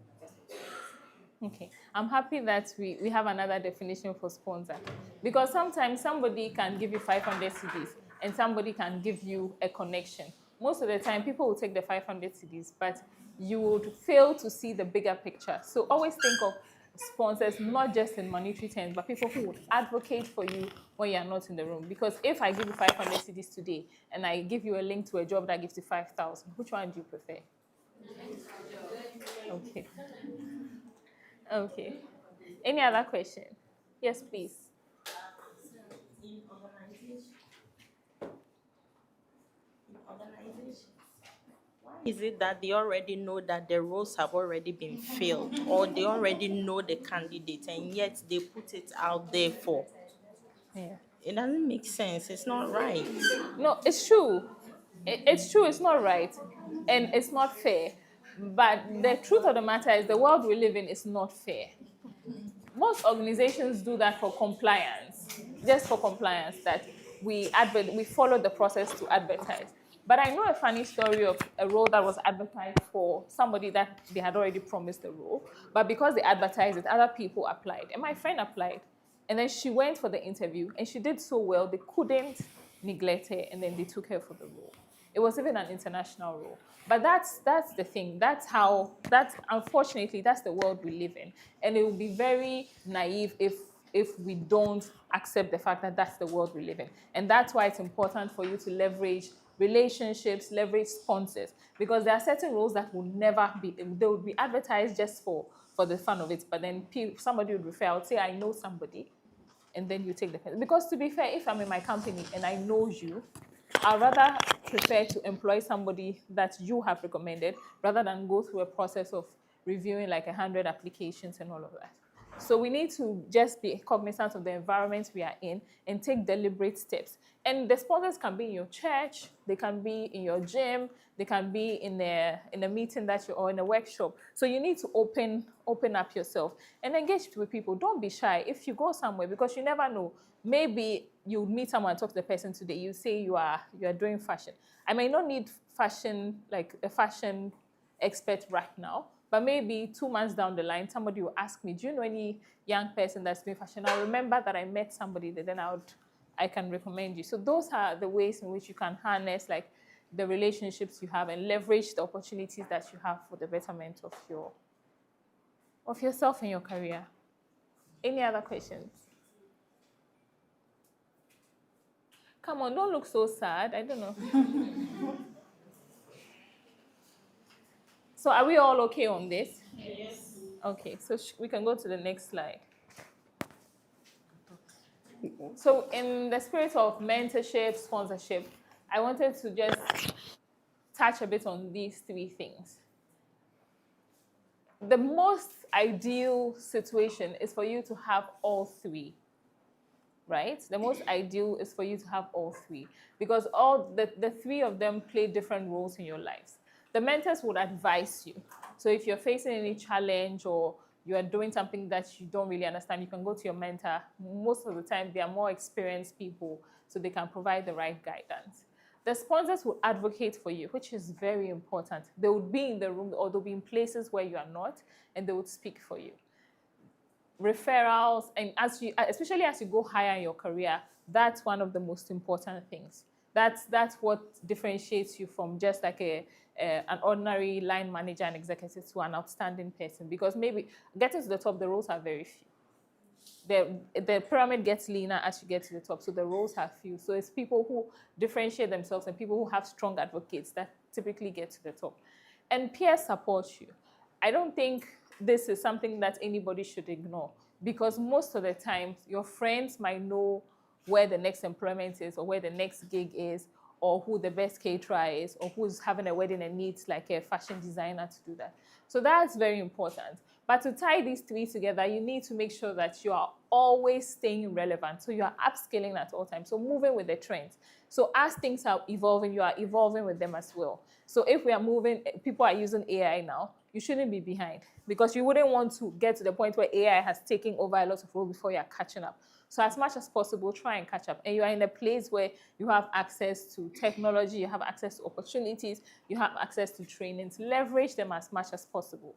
You have like good mentors. Regina is very respected. You have to make sure you get close to people like that so that they can also open doors for you that you can't open by yourself. When you have external facilitators coming in here, make sure you leverage those relationships, but also try and support each other, because you don't know whether you're sitting next to the next Dangote or the next owner of Melcom. Because when you start out, you can't really tell where anybody is going. So you don't need to despise people's humble beginnings, because you don't know where anybody will be in the next 5 years. So you need to make sure that you support each other. If you are working somewhere and there's an opportunity and you know somebody in your class that can do that, don't use campaign to let the person not get access to that opportunity. Do that for the person, because you can do that for the person and maybe next time the person can do that for you. Any questions on this? Now I have questions for you. So 2 questions. I want you to, who has a question? We talked about confidence. Don't be shy. Tell me. Okay, so I want to ask the Yes. mentor and the sponsor. Do you have to, let's say you've seen someone and the person is experienced, you want the person to be a mentor. Do you have to go to the person and tell him or her that, oh, I want you to be my mentor or something? Do you have to go, or? It works both ways. You have, most of the time, I would say make the effort and go. Sometimes the person might say yes, sometimes the person might say no. Not because the person doesn't like you. Maybe the person has too many people they're already mentoring and they won't have enough bandwidth to work for you. They might recommend somebody else to you. But I don't think you should shy away. If you see somebody you admire, reach out to the person and say, I saw you, I admire your experience. Can you mentor me? Even if the person cannot mentor you in the proper way that they mentor, it can be somebody you can pick up the phone and call if you have any problems or issues, and the person can talk through things with you. Because it's very important that as you are growing, you have people that you can reach out to guide you, because you might make certain mistakes. Now, the world is evolving very fast. Some people are more exposed than other people. So it will be good for you to leverage that sort of experience and benefit from that knowledge to better yourself. And somebody can mentor you, you'll be surprised, not even in career, even how you carry yourself, because those little things really make a difference. Yes, please tell me. Can a mentor also double as a sponsor? Yes. Yes. Your mentor can double as your sponsor. As for that one, there are no questions about it. Because if you have a mentee that is very good and is looking for a job, if your friend comes to you and says, recommend someone, the first person that will come into your head is your mentee. So a mentor can double as a sponsor. Yes, please tell me. See, sometimes, like most of the time, the mentors, they are older and they are busy. Mm-hmm. So how do you... Please start again. Okay. So please, most of the times, the mentors, they are older and then they are busy. So how do you maintain the relationship, like, so they still get to know that you are there? I think it's more on you to make the effort. Do you get it? It's more on you to make the effort, because the person is probably like the CEO of a company. They have a lot of stuff. You can, if you call them, it depends on how the relationship is. Maybe they prefer that you text them before you call, or you maybe touch base once a month. So you can have that sort of discussion and let the person let you know what bandwidth they have or how they want the mentor-mentee relationship to be. Because you wouldn't want it to be a relationship where it's like you're bothering the person. So if the person lets you know, maybe we touch base once a month, if it's getting to a time, you can send a message to say, oh, hi, Amma is maybe a week to our time. Does the time still work for you? How do you want us to do it? Make the effort, because at the end of the day, you really need something. So you need to also show the commitment and make the effort that you really need it. So it's not always that they'll have a 1 hour call with you, but it can be a 5 minutes call to say, hi, I'm really struggling with this at work. Do you have 5 minutes to talk? The person says yes. You get on a call, you discuss that. And depending on how the relationship, because personalities are different. Some people are more of texting people. Some people are more of phone people. I'm not a texting person. If you text me and then I text you back, you might read it and then think that, well, maybe I'm not a nice person, because I don't like long text messages. Do you get it? It's not because I don't like you or anything. I'm just not a text person. I'm a phone call person. But if I'm in a meeting, then I'm a text person. Do you get it? If I'm like in a meeting the whole day, then I become a text person. But my text will not be like long, winded text messages. You get it? So everybody is different. So you need to look at the person. And sometimes you need to see people whose personalities gel with yours. Because if your mentee is a very like calm, composed person and you are a very loud person, and then you go and you are always shouting, or you might rub the person off the wrong way. Do you understand? Because people also like to be with people they are comfortable with. Because your mentor doesn't like shouting, you're always shouting. You see it? It's a bit. So just find different ways. But it's a human relationship. So you will test different things before you get to see what really works for both of you. Any other question? Please, I want your take on the male-female mentorship. Is this something you would advise? I don't really think that mentorship should be restricted to a specific gender. But I think that if you know how to balance professionalism in relationships, you should be able to have male mentors. Other genders don't know how to balance.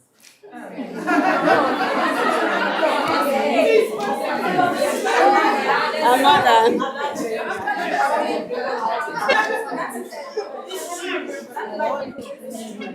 The other gender be doing the most, you know. But I wanted to ask. Yeah, it's true. Yeah. The other gender. Yeah.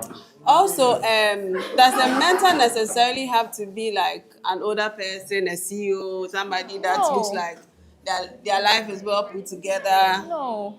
So let me start with your second question before I go to your first question, because it's a bit controversial. I don't think that your mentor has to be old and gray before the person is a mentor. The world is really changing. Because I lead 2 countries and I'm under 40. So if I go into a room, I'm not old, I'm not gray. You might overlook the person and say, oh, this is some small person. So you can't use age as a classification factor for your mentors. I think you should look at people who are in sectors that you want to get to, people who are in spaces you want to be in, or doing the things you want to. Those are the things you should be looking out for. And whether the person is 50 or 60 or 40, it doesn't really matter. Because the CEO of Tor is 35.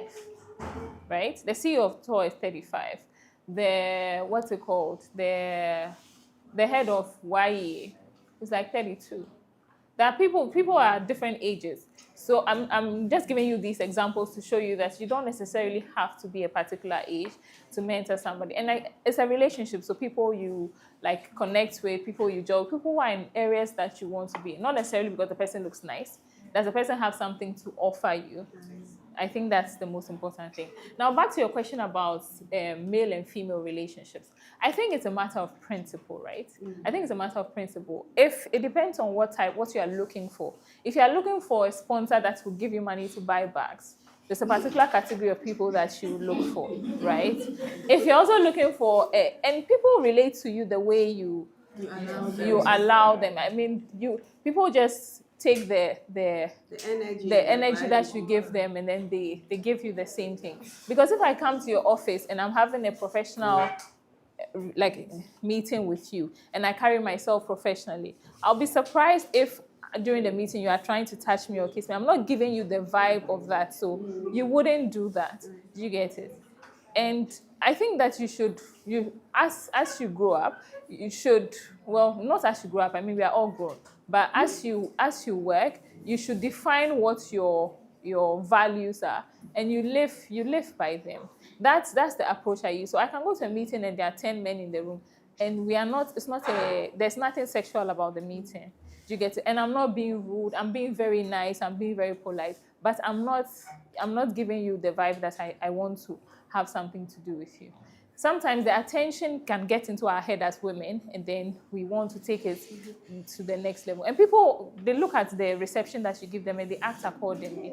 So it's also that. And it's also how you can be very well dressed and all that and not necessarily like skimpy. But if you go for a meeting and you are showing your beads, or you are showing then people think that's an invitation to treats, right? Or your dress is all here and then your boobs are showing, and when the person tries to touch you, you say, I'm not here for that. But why did you come to the place do you get it? So I think it's that I am all for, like, I want you to dress nicely. Your dress can be fitted, your heels can be very high and all of that. It's not an invitation to thrift. And you don't have to be rude. I am all for you. You have to be very nice and polite and all those, because that is also something. People have this stereotype about like women and how like when women get into positions they are. So you have to be nice and all that, but you also have to have values and know what's important for you. If slay queen is what's important for you and that's what you want to, that's a different discussion. But if you are going to somebody for the person to like be a mentor to you, then you also take a different approach. Are we Thanks good? for the clarification. I'll finish that. Yeah, I'll finish. Yeah.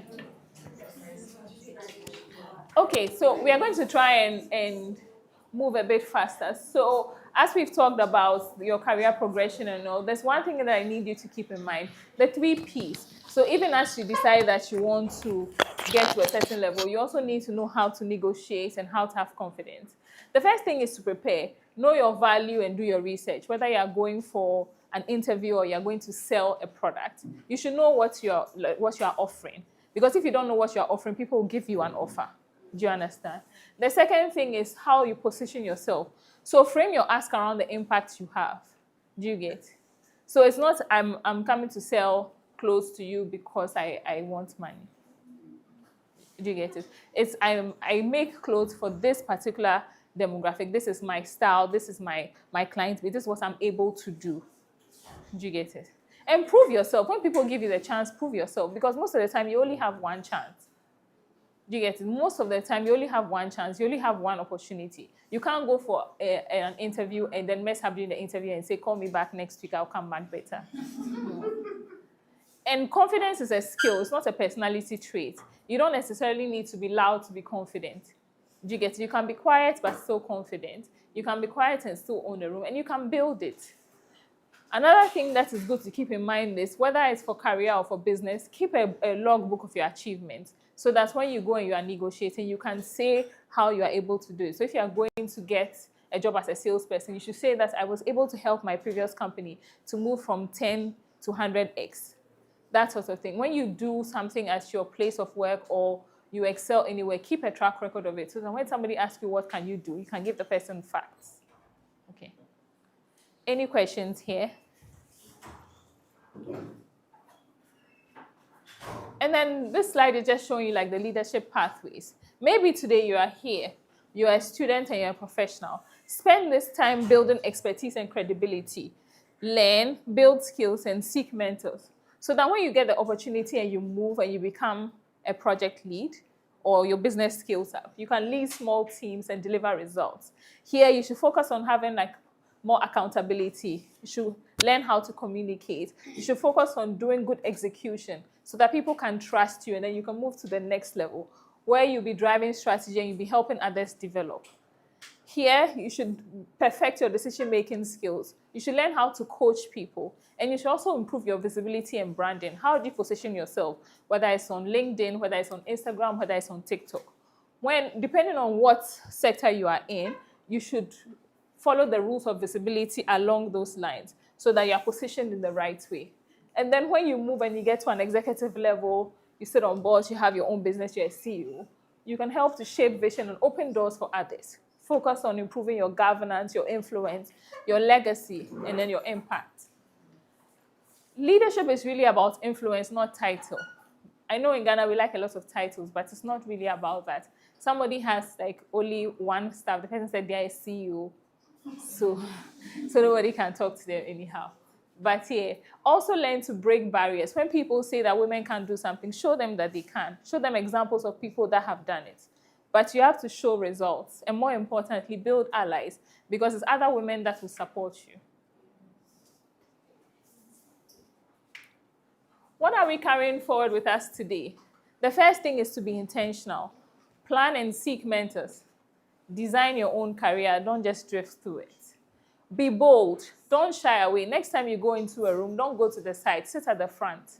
If somebody says you should be in a space, then you have the right to be in a space, so own it. Your voice is your value, so use it with confidence. And be a trailblazer. Open the door for others. True leadership is really leaving the ladder down for the next woman. You see, all the time that I've talked about you opening the door for somebody else, because that's what truly makes the difference. And the last thing I would leave with you is this.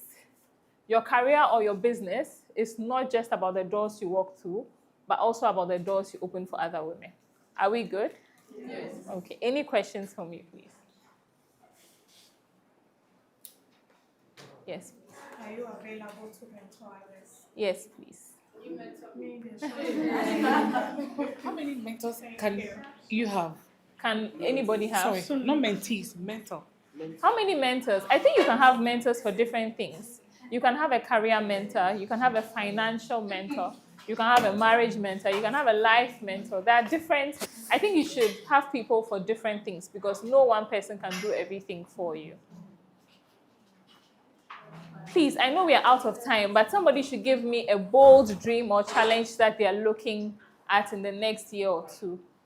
And how do you think that the group here, Soronko, can support you? Or even Axum can support you?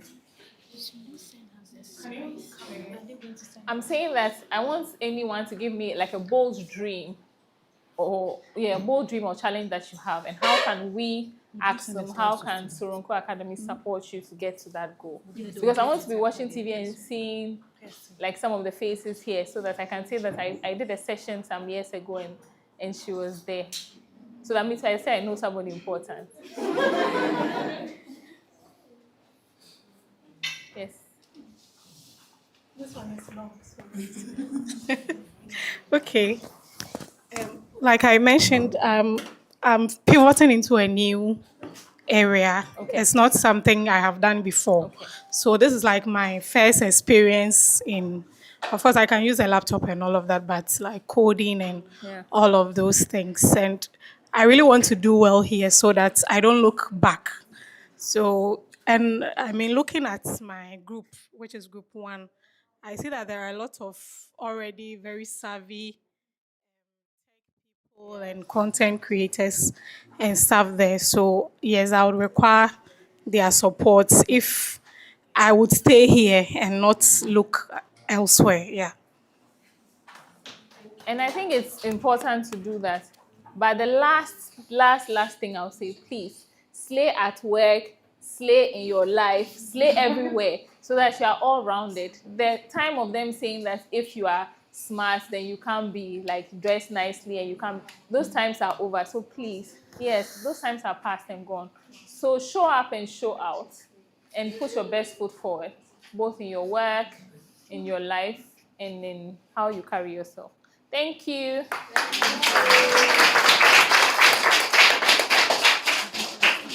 Oh, I kept you. I'm sorry. I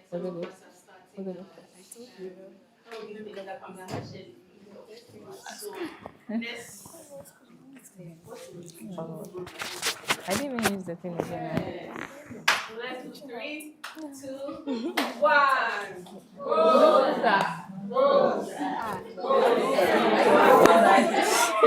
Pretend it's. Oh, okay.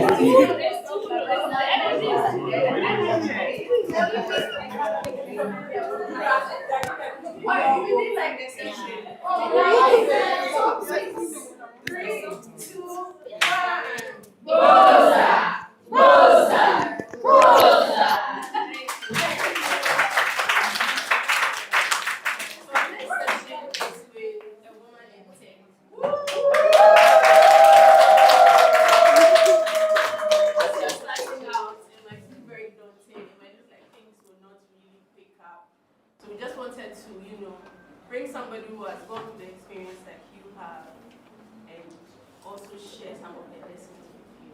To let you know that you can do it as well. And it's only a matter of time. So, today our role model session is Nura Abdel Rahman. Quick introduction about her. This is quite a lot because,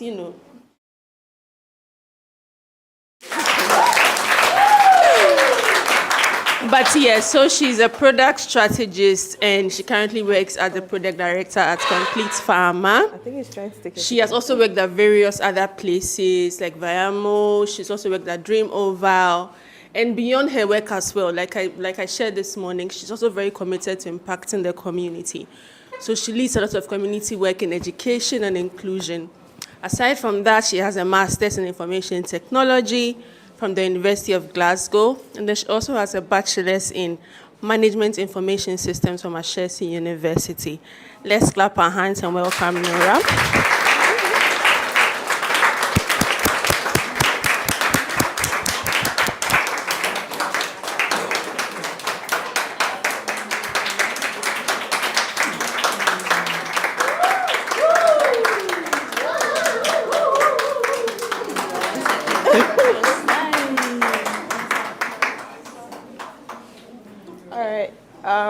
Good afternoon, everyone. Good afternoon. I think it's really a privilege coming here.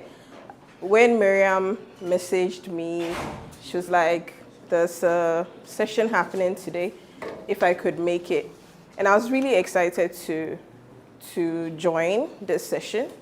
And for this session, my slides are pretty simple. I usually like to work with very simple slides. So I wouldn't talk much about my introduction because I think Miriam did a great job. But so far, I've worked in fintech, agri-tech, voice tech. And the interesting part about working in this industry is I had no expertise when I was going into any of these industries. But I think it's always about being open-minded and willing to learn as you go your way, especially in tech. So next slide. Oh, I can just, like that? Okay. Right, okay, sure. Fine, so how did my journey start? I think in the 2000s, and no, I'm not that old. In the 2000s, I know ICT classes was very, very common. I don't think that coding was any common at that time. It was more about like doing typing skills, doing the Microsoft Excel and other stuff. So I think growing up, my mom had always taken us to computer classes during vacation. So we didn't do like the normal vacation class. We spent most of our time doing ICT class. And at the time I was doing ICT classes, I didn't think much about tech. I didn't think much about, I just kind of enjoyed like using computers. And I remember going to a Shesi. Did I touch something? Yeah. Oh, sorry. It's very sensitive. Okay. So I remember when I was going to Ashesi, I actually went to Ashesi to study business administration, nothing to do with technology. But luckily, Ashesi is a very liberal arts school. So like in your first year, you get to try like different courses outside of what you necessarily want to do. And I know at Ashesi okay, sure. At Ashesi, I experienced something we call Programming 1, which was just like Visual Basics. I don't think anybody does Visual Basics today. And with Visual Basics, I actually kind of enjoyed doing Visual Basics. And I remember after my first year, I actually went to speak to a couple of seniors to ask them that, oh, what do they think about programming? I'm thinking of kind of switching my course. Unfortunately, most of the people I had spoken to just told me that, oh, Visual Basic seems easy, programming is super difficult. Nobody really encouraged me to do programming. Just probably one or two people who were already doing computer science were like, you could really play around with it. So after first year, I remember calling my mom, telling her I'm switching my course from business administration. And also because there was like very mixed feelings about switching completely, I decided to do management information system. And for management information system, it's a combination of a bit of business and then computer science. But what I did was I actually took very heavy computer science courses. So I did a lot of programming. I did a lot of data structures. And for typical MIS students, they wouldn't do heavy programming courses. And everything actually changed in my second year. And it's so interesting that I am at Soronko Academy today because the person I met who actually made me believe that I could do it was Regina. So it's so interesting that I am back here today. And that time, Soronko was not called Soronko Academy, it was called Soronko Solutions then. And I remember like we had Regina as well, who was a guest speaker, who came to speak about her time in Ashesi, how she was like the only girl who really tried to do stuff outside of class and other things. And I just felt like, oh, if Regina could do it, then I could also do it. And sometimes you just need to meet that one person who did something out of the box to make you feel like you could also do something out of the box as well. And I remember right after class, I emailed Regina and I was telling her how I was so interested in doing computer science or learning or being in the tech field. And she really inspired me. And through that, I actually got my first internship with Soronko Solutions. Even though I never interned with Soronko Solutions because I had another opportunity with Princeton University at that time. But we've always been like together, like I've always spoken to her. And I think it's been over 13 years since I've known Regina, right? And that also brings me to my point in terms of like being able to reach out when you need that support. And my first job was also through networking. Soronko had also kind of organized an event, a networking event. And that was the first time I met my employer because I met the CEO of Dreamover at that time, at that event, and I approached him, I spoke to him. He invited me to his office, and that's how come I started working at Dreamover too. It was through like networking as well. And Regina has been very instrumental, not necessarily having to speak to her like all the time, but sometimes you just kind of need to know that somebody exists somewhere who does things that you really admire. That alone could actually really drive you to do stuff for yourself. Today, I am a product director at Complete Farmer, which is an agri-tech. And before that, I'd spent some time at Dreamover. And then I also had an opportunity to get a scholarship from Chevening. And I went to do my master's. And afterwards, I came back to Ghana. Also had an opportunity to work with Viamo as well. At Viamo, voice tech, I'd never done voice tech before. So interactive voice response is basically when you call and listen to different languages, content in different languages. That was like the first time I was doing it. But by the time I'd left Viamo, after a year, I had increased engagements to almost 3 million engagements on the platform. And that was the highest engagement they had since they launched in 2017 in Ghana. So I became I was the first senior product manager to come out of Ghana as well for Viamo, but I had to kind of like move on. Like that, right? Oh, okay. Sure. Yeah. So in terms of skills, I know today you've been through a lot of session, like I heard about AI and other stuff, but I'm intentionally kind of limiting the skills right now to more of soft skills because I think people always kind of underestimate the power of soft skills, right? It's great to have the technical skills, top notch, but I see communication, oh, geez. Yeah.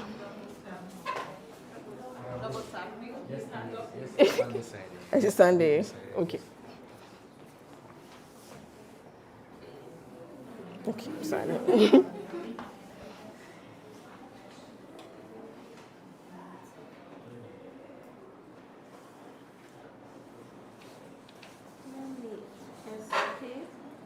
Okay. So fancy tech. I know. All right. So yeah, I intentionally kind of limited it to soft skills because I think sometimes people really underestimate soft skills. But the truth is, if you have technical skills and you don't have these soft skills, it's very difficult to, one, sell yourself, to be able to tell what value you bring to the table.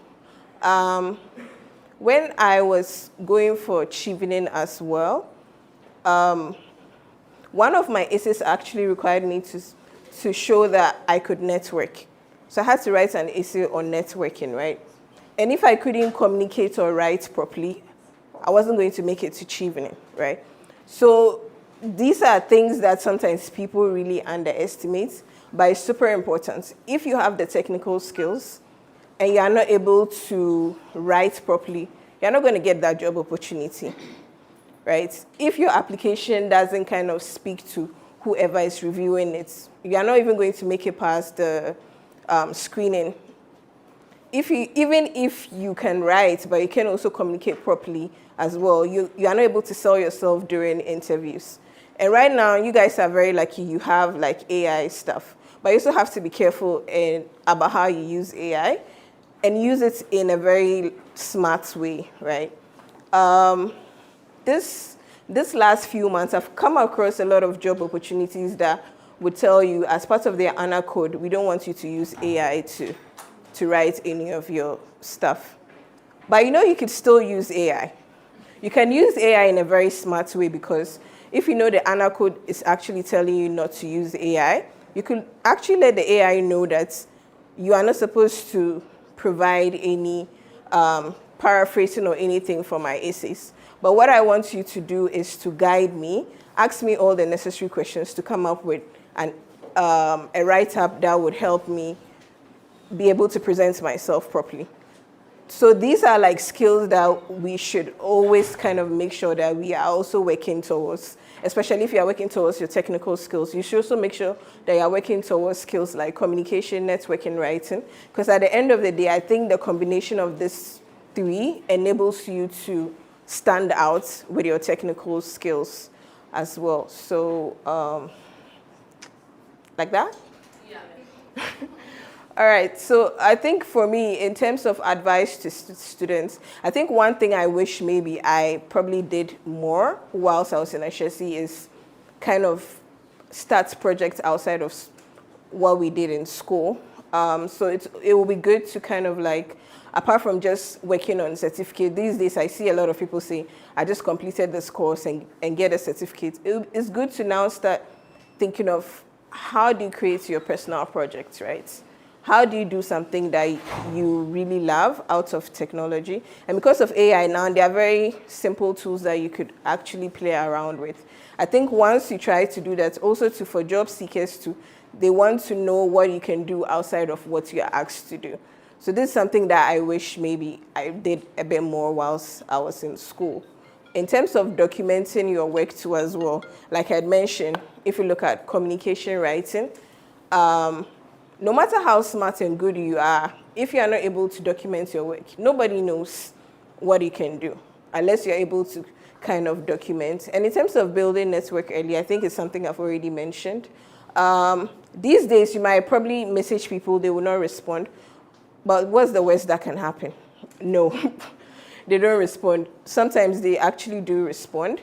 And I always tell people that in terms of building network, it's not just about speaking to people. You could literally follow them on social media, kind of understand what they do, what they care about, so that it enables you to know how to position yourself when you approach them, right? So you just don't approach them and say, hello, hi. But at least sometimes if you know that, okay, they are interested in this kind of work, and you've also done something around that area, when you're communicating with them, it's very kind of focused and structured in terms of the kind of relationship that you want to build as well. So I think the last one. Okay, so in terms of my closing slides, so in terms of technology, I think that technology is expanding. Now there's almost tech in everything. We're seeing health tech, climate tech, ad tech. We are already familiar with fintech. Agri-tech is actually something that's very new. And for an industry that has been doing things the traditional way and now introducing tech too, it's actually very challenging, especially in agri-tech as well. So I think right now there are a lot of opportunities opening up, especially in tech. And tech is not just all about coding. I started as a software engineer, but today I'm doing products, right? So you should really be opening up yourself, and you shouldn't beat yourself because you can't code. It's great if you can code. It's great if you can understand these things, but I think you should also be willing to explore, because there are a lot of job opportunities in tech outside of coding. And now, slowly as well, because of AI, people are requiring more than just coding, because now AI tools have made it possible to vibe code. I don't know if you've heard of vibe code. Has made it possible to vibe code. So that means as we get all these things being introduced, you also have to find creative ways of exploring tech, right? Some people started computer science as a course, and now AI is happening. They are wondering, does it mean I don't have a job again? So I think you shouldn't really box yourself on just like coding. You should be willing to explore. And there's a lot of information on the internet. So you should be willing to explore, try and understand who you are, and figure out what kind of jobs might work for you, especially if you're exploring jobs in tech, and not just limit yourself to only coding. Yes, a lot of women are taking up a lot of leadership roles as well. So if you look at Gibbs, for instance, their CEO is a woman, Clara. I think this year we've seen a lot of women taking up leadership roles. And I think that should be a lot of inspiration to all of us. Taking leadership role as a woman is not easy. Sometimes you feel like you are not being heard. But I think we still need to push to give people who are looking up to us hope that they could also do it. In terms of inclusive innovation as well. So in the last 4 years, I've been more focused on kind of building tech to kind of elevate inclusion, in terms of, if you look at voice tech, if you look at what I'm currently doing in agri-tech as well, we're trying to build useful tools to enable smallholder farmers increase their yield. All these things are inclusive technology as well. Now you have fintechs who are willing to design flows that would also match people who do not necessarily have the skills or have experience to use smartphones. Yes, global opportunities too, true. Yeah, moving forward to, there'll probably be more global opportunities. In 2020, there were global opportunities. Unfortunately, we started moving towards working fully from the office. But I think there's going to be another shift, especially for remote work. Yeah, and I think in the next 5 to 10 years, like I mentioned, it's about finding your space, building your skills, and stepping into other leadership roles. So do not limit yourself to only coding. I think in doing all this, sometimes we still don't know who we are. Every day we figure out who we are, right? I think once you're open-minded to still figuring who you are, and also reading and understanding what job opportunities are on the market, you would definitely find a place or a job where you can fit in nicely, which is really outside of coding. So I think that is it for today's session. Pretty short. So I'm open up for any questions if you have any. Yes, thank you so much, Nora. I like what you shared about communication. I think that's one thing that I've been trying to encourage us to do today. I don't think you've noticed. But it's a very important skill. So always do not shy away from, standing in front of people, talking, sharing your ideas. It really helps. And sometimes I recognize that people do not get the opportunity to do that. So when the opportunity comes up, take it. You might be nervous, you might be afraid, you might be shaking, but do it anyway. Over time, you build confidence, and then it improves your communication. So yeah, thank you so much, Nora, for that. Yeah. Any questions? And I think that's how you also get noticed, yeah? Because you're in a room full of a lot of people. Yeah. You at least have to stand out as well. But yeah, so I'm open to questions if you have any. Yeah.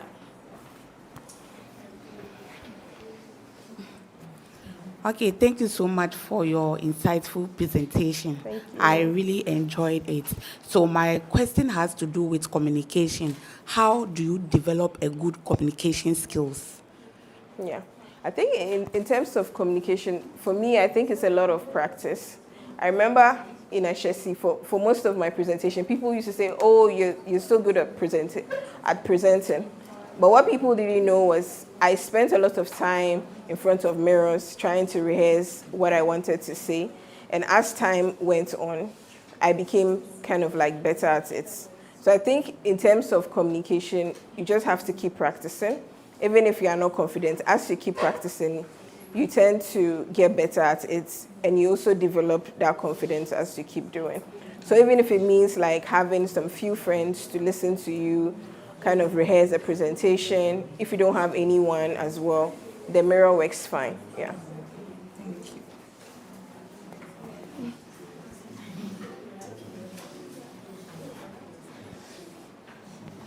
Any more questions?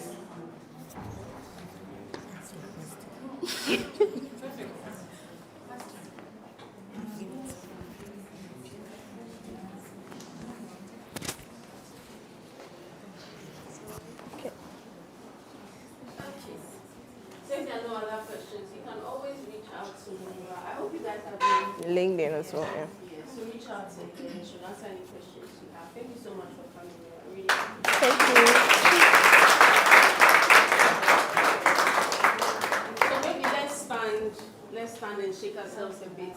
This is the last session. Last session. Yeah, the last session. We'll be done. Thank you. Are you Remy's wife? Okay. How are you? You know each other. I know her husband. I know her husband. Are you he works at My. Oh yeah. fintech there. Fintech. My. Same space. Ah. That should be work. I feel like everybody's on. Well, I think I know Remy from Fidelity. Oh, from Fidelity. We used to do some integrations over there. That's probably my Nura. Hey, what are we doing?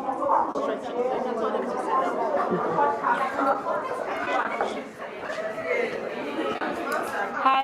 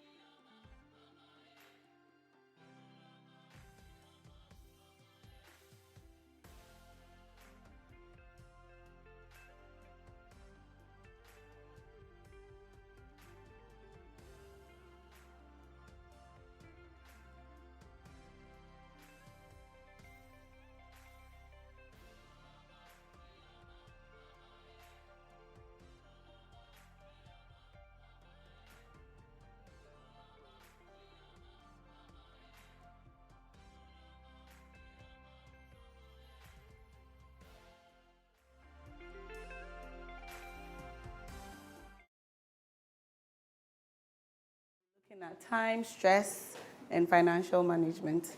This way, right? I think I saw that.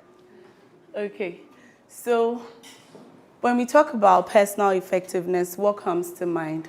Basically, we're talking about balance, okay? Earlier on during the dance challenge session, you had Pamela advising or advocating and encouraging us to work hard and play hard. So we're talking about how you manage your time, your energy, and relationship. There are some people who manage their time so well, maybe when it comes to work, but they are horrible at relationships. They may be doing well, maybe they're MD, maybe they're CEO, but if you went to the people close to them, their family, their friends, and asked about, oh, how is this person? Oh, all she knows is work. She doesn't care about anybody. Oh, she never checks up on anybody. So we're talking about being effective, not just in managing your time, but we're talking about your energy, and that's where stress comes in, and we're talking about relationship as well. So we say, well, personal effectiveness is getting the right things done the right way at the right time. Okay, and I brought this over here. When I saw it, it took me some time thinking about it. That what the average person, it says, will spend 3+ hours a day on what social media. And that is what? Just a day. So in a week, that's about 21 hours or more. Do you know how much, the standard working hours in a week is 40 hours, right? So if we're spending more than half, like it means your social media is a part-time job for most of us. And yet, what are we earning? Nothing. What are we spending? Money, buying data, sleepless nights. You know, some people will browse and browse in the morning when it's time for work or class. Their eyes are red. So we're spending so much time on social media, earning nothing. Most of the time, we're contributing to other people's businesses because for them, it's a job. Okay, so this session is just to get us thinking about how much we use our time. Now, how many of us have seen the movie In Time? In Time. Okay, so maybe after this session, you can go look for it and try to watch it. The movie is entitled In Time. It's, who's the main character? Justin Timberlake, I think. Yeah, you've seen it. Where in that movie, let's see if I can summarize it. Time was basically the currency you spend. Okay, so for instance, on everybody's arm, there's a clock that shows the amount of time that you have, right? And because time is the currency, the rich have more time and the poor have very little time. So if you had 5 minutes of your time, that shows that you're poor, right? So you have 5 minutes, you go to work, and your employer pays you, maybe you negotiate, like the way you negotiate a salary. When you go to work, what you negotiate is time. So they'll say, oh, I'll pay you 1 hour a day. I'll pay you 3 hours for your work. I'll pay you 1 month. So those who are high earners will probably earn 2 months of time for their work or 3 months of time. And if your time gets to 0, you drop dead and die. So everybody, that movie, like, is fast. Everybody there's no time to waste. You know, so you see everybody doing everything fast. They are eating fast, you go to work fast. And when you go to where the rich are, that's where things are slow. Because some of them have centuries. They've got like 300 years, 500 years of time. They don't have to work. Maybe they've done investments. When the investments mature, it is more time. Some of them are tired of living because they've lived for so long, they don't know what to do with their time.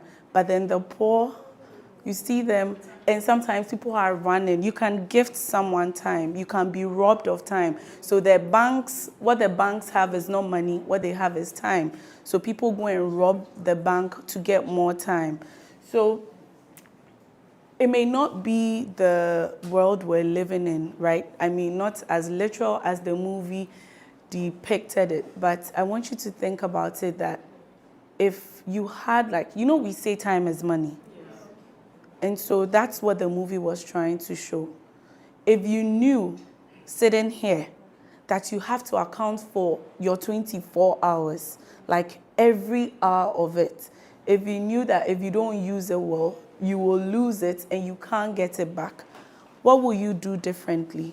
Would you spend 5 hours, 6 hours, sitting down and browsing endlessly? Would you pick up that phone call and call the person you need to? Would you take up that course that you want to? Will you do that thing that you keep postponing?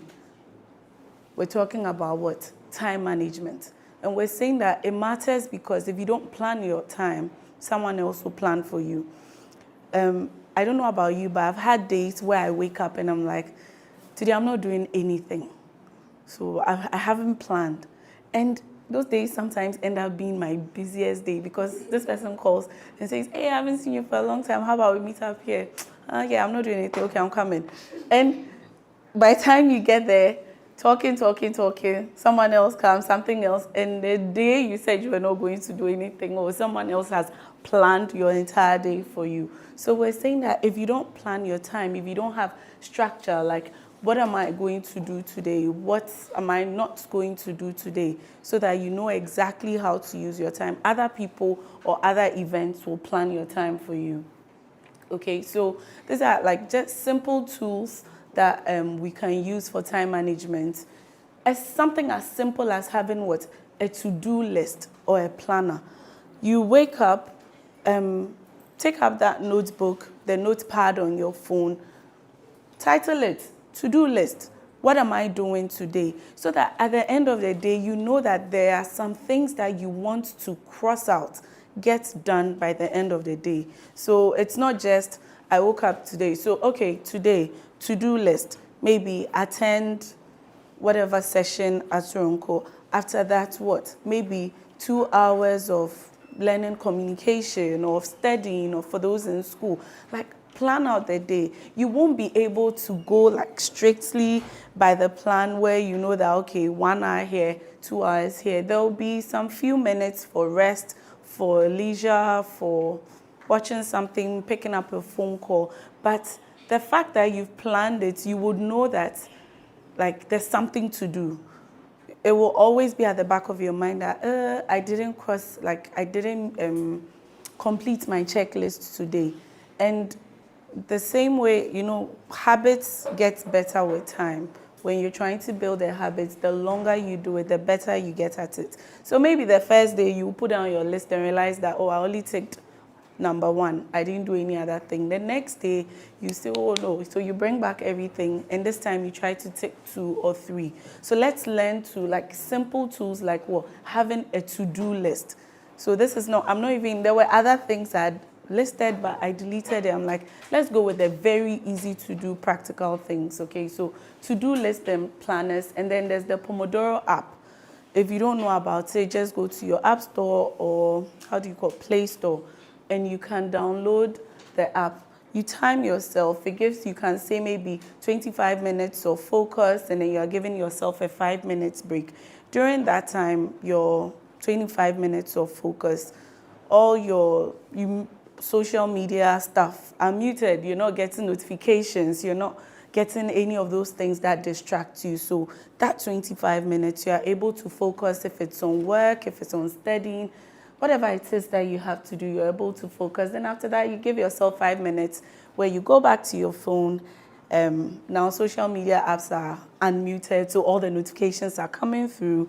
You can respond to messages, call people back, message people back, and then maybe back to your focus time. If it's lunch break, you basically can set different times just to increase your productivity, and it can give you reports so that at the end of the day or at the end of the week, if you're seeing that you spent, let's say if it's a day, you're seeing that it is 10 hours on social media, maybe 10 minutes here, 1 hour here, 30 minutes there, and you realize that, hey, this is how much I'm spending on social media and it is not my work, then you know that you need to adjust your lifestyle. You need to do something about it. If that is your work, if it is what makes you money, then, oh, please, browse away, right? And then we have other simple apps that you can try. I mean, Google Calendar, just make sure you have a calendar. So someone calls you and says, can we meet up today?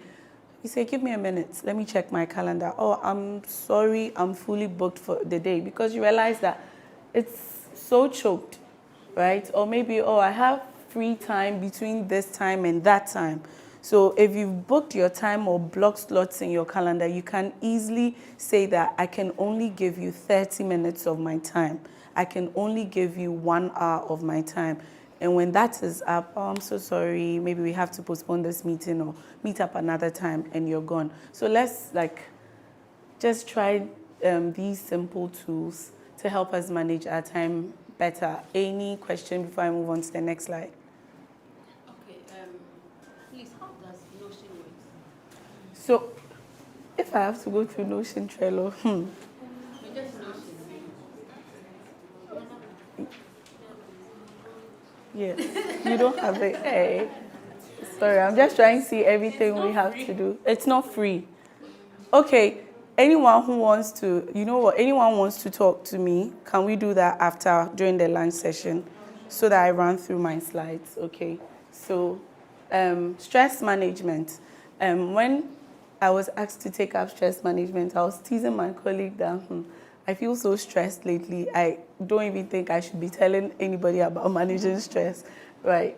Because sometimes when you're juggling so many things, family, work, church, entrepreneurship, or whatever you have going on, it can feel like a lot. But we need to be able to recognize those signs of stress. Okay, so you're realizing that you're constantly tired, or you're seeing that when you have things to do, sometimes there's a mental block. It's not even about not having the time, but you can't bring yourself to do the thing.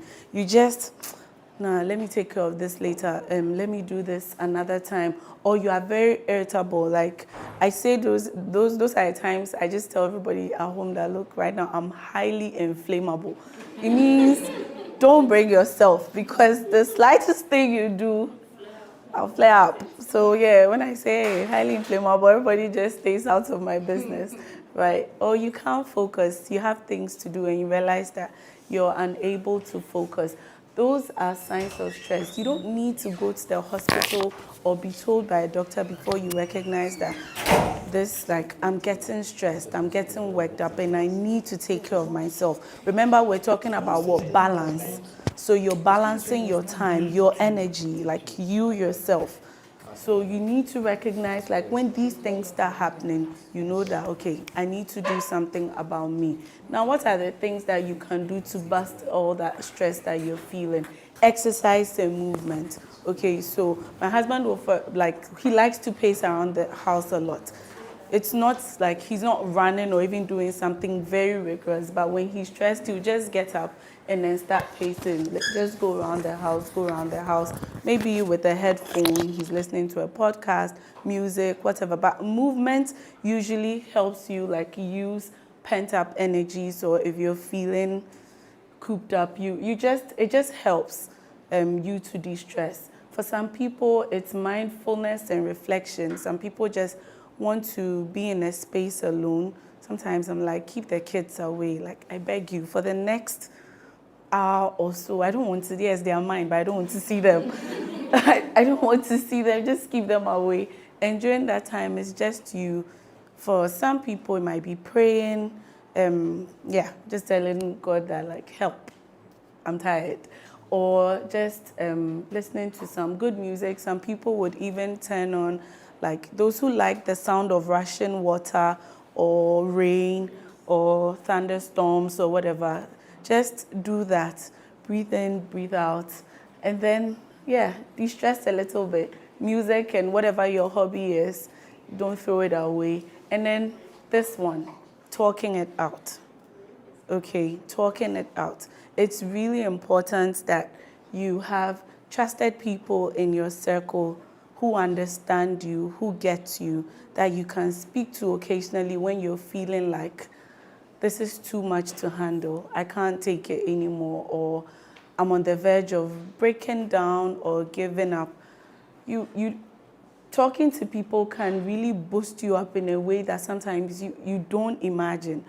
You would think you're something like the world is literally coming down on you. You speak to somebody and they may not necessarily even have the solution, but the fact that you shared, the fact that somebody told you that, look, I know it's tough right now, but you will get through it. This is just a period in your life that you have to just brave yourself through it. But think about the brighter side. A year by this time, you'd be done with this school, you'd be done with whatever. Imagine you're working somewhere, you're in your car. Someone to just let you see the bigger picture. And before you know, that thing that felt like a heavy weight is lifted off your shoulders. So let's definitely talk it out, okay, when we're stressed. So I won't ask if you have questions because I said see me after. So next. Now, how to be financially savvy. I can't be a finance person and not speak to you about finance at all. Okay, so what does it mean to be financially savvy? We're saying that to be savvy means what? Shrewdness and practical knowledge, the ability to make what? Good judgments. And so, I like this one. It says what? Having common sense and good judgments. So if we're talking about financially savvy, we're saying that when it comes to finance, Have what? Common sense and good judgment. Be very knowledgeable and be in control of your finances. So if you're a typical girl like me, you wake up, there are things on your mind. It's not just work, it's not just work, but you want to look good. You want to dress good. You want to eat good food. You want to, so all like, women have suffered. We have so much on our mind, right? Yeah. We have so much on our mind. And in our culture, there are myths regarding women, right? Some people say that women need more help managing their money than men do. So there's some homes, and it's not the same everywhere. In some homes, it's the opposite. But there are other homes that anything like finances, any financial decision, everything, it's the man who makes it. Oh, nasembade. Oh, as for women, whatever. We're saying that it's a myth. It's not true. It's not true. We're saying that what the studies have shown that there's very little difference between men and women's financial knowledge and habits. Okay, so you don't have to buy into that. You don't have to believe it, even if it's what your parents practiced. You are very capable of managing your own finances and managing it very well as a woman. And also, people would say that women are naturally like more risk averse. Hey, we don't want to, no, we don't want to do this. No, we're saying that as a matter of perspective, women tend to be more well calculating and we think through things. Before a woman takes a step, they've done all the permutations and whatever, seen all the possible outcomes before they take a step. So it's not that we are risk averse. We just like to think through things. So for those who are married or anything, if your husband is saying that if you want to do any financial thing, you don't like to take risks, tell him it's not because you don't want to take risks. You just like to think through things before you approach them. And then people say that, oh, women can't save because all we know is what? Shopping, buying clothes, buying good hair, doing this, shoes, whatever. And we're saying that, no, it's not true because, well, men also do spend on things. In fact, the things men like to spend on are usually very expensive. Like one thing they'll buy, they like gadgets, they like cars, like very expensive things, right? So this is just to break that stereotype that women know. When it comes to finances, we are all able to manage our finances very well, both men and women. So, what are some of the habits of financially savvy people? One is that they plan and they budget. They plan and they budget. So you're entering into a new month. What is budgeting basically? Budgeting basically is knowing what you get or the sources of your income, planning exactly what you will spend them on, and then you see what that leaves you with. Okay, so if I know that maybe I have two sources of income. Say I have an online business and then I'm also employed somewhere else. Maybe my employer pays me a net salary of 2,000 cedis a month. Maybe my side business or side hustle gives me 1,000. It means that on my budget, my total revenue or income will be that 2,000 plus 1,000, making 3,000. That is what I get in a month. Now, what are my expenses? Say if I'm living on my own, maybe rent, I'm living in a one-bedroom or single room apartment. Maybe I have to pay 750, 1,000, whatever it is. You list your expenses, and then let me jump that and come to live within your means. Because as you plan and budget, you get to see that, okay, if everything I'm getting in a month is 3,000, minus the miracle that God can bring, right? And yet, as for me, I want to live in East Legon, or can you get me like a 2,500 CD like apartment? Yeah, I can do anything. That is what you want. Okay, so just rent has taken 2,500. What do you have left? 500. We've not come to your utilities, electricity, water, your data, your food. We've not come to if you happen to get sick, if somebody who depends on you, transportation, clothing, none of that. And yet you want the 2,500 cedis apartment, leaving you with 500 when we've not even accounted for all the many things. Not to talk about what? Saving. I haven't even gone there. How do you expect to fund your lifestyle? Jesus takes the wheel, right?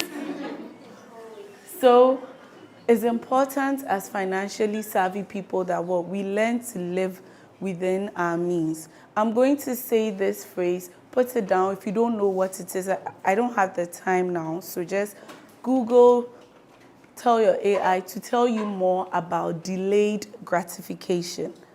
Okay, delayed gratification. If you don't know what it is, you can write it down and then learn more about it. That sometimes you can spoil yourself, but it's important to leave it for the future when you have earned it, when you have enough to be able to do that. So let's learn to live within our means and then always plan to save a fixed percentage of your income. I say that is when you pay yourself. So your employer has paid you. If all the money is going into expenses, then you, as a person, what are you giving yourself? What are you paying yourself? So always take out a percentage as, this is what I'm giving myself, because the rest is going to people, it's going to my landlord, it's going to the seller, it's going to this, it's going to this person. Let me also give myself something. That percentage that you put aside is what you're paying yourself. So learn to save a fixed percentage and then get advice when you need it. We all don't know it all. Speak to somebody who knows. Ask somebody who knows and get advice. Okay, so additional tips and tricks. Miriam is here because my time is up. But let's educate ourselves about money. Let's find additional sources of income. So if you're employed somewhere, you can still consider entrepreneurship. If you're already an entrepreneur, you can have multiple sources, right? Now there's all this online work. There are other things that you can do, that you can manage your time well with, so that you're making a little from here, a little from there, and then it becomes something big. And then be smart with loans and borrowings. Don't be so quick.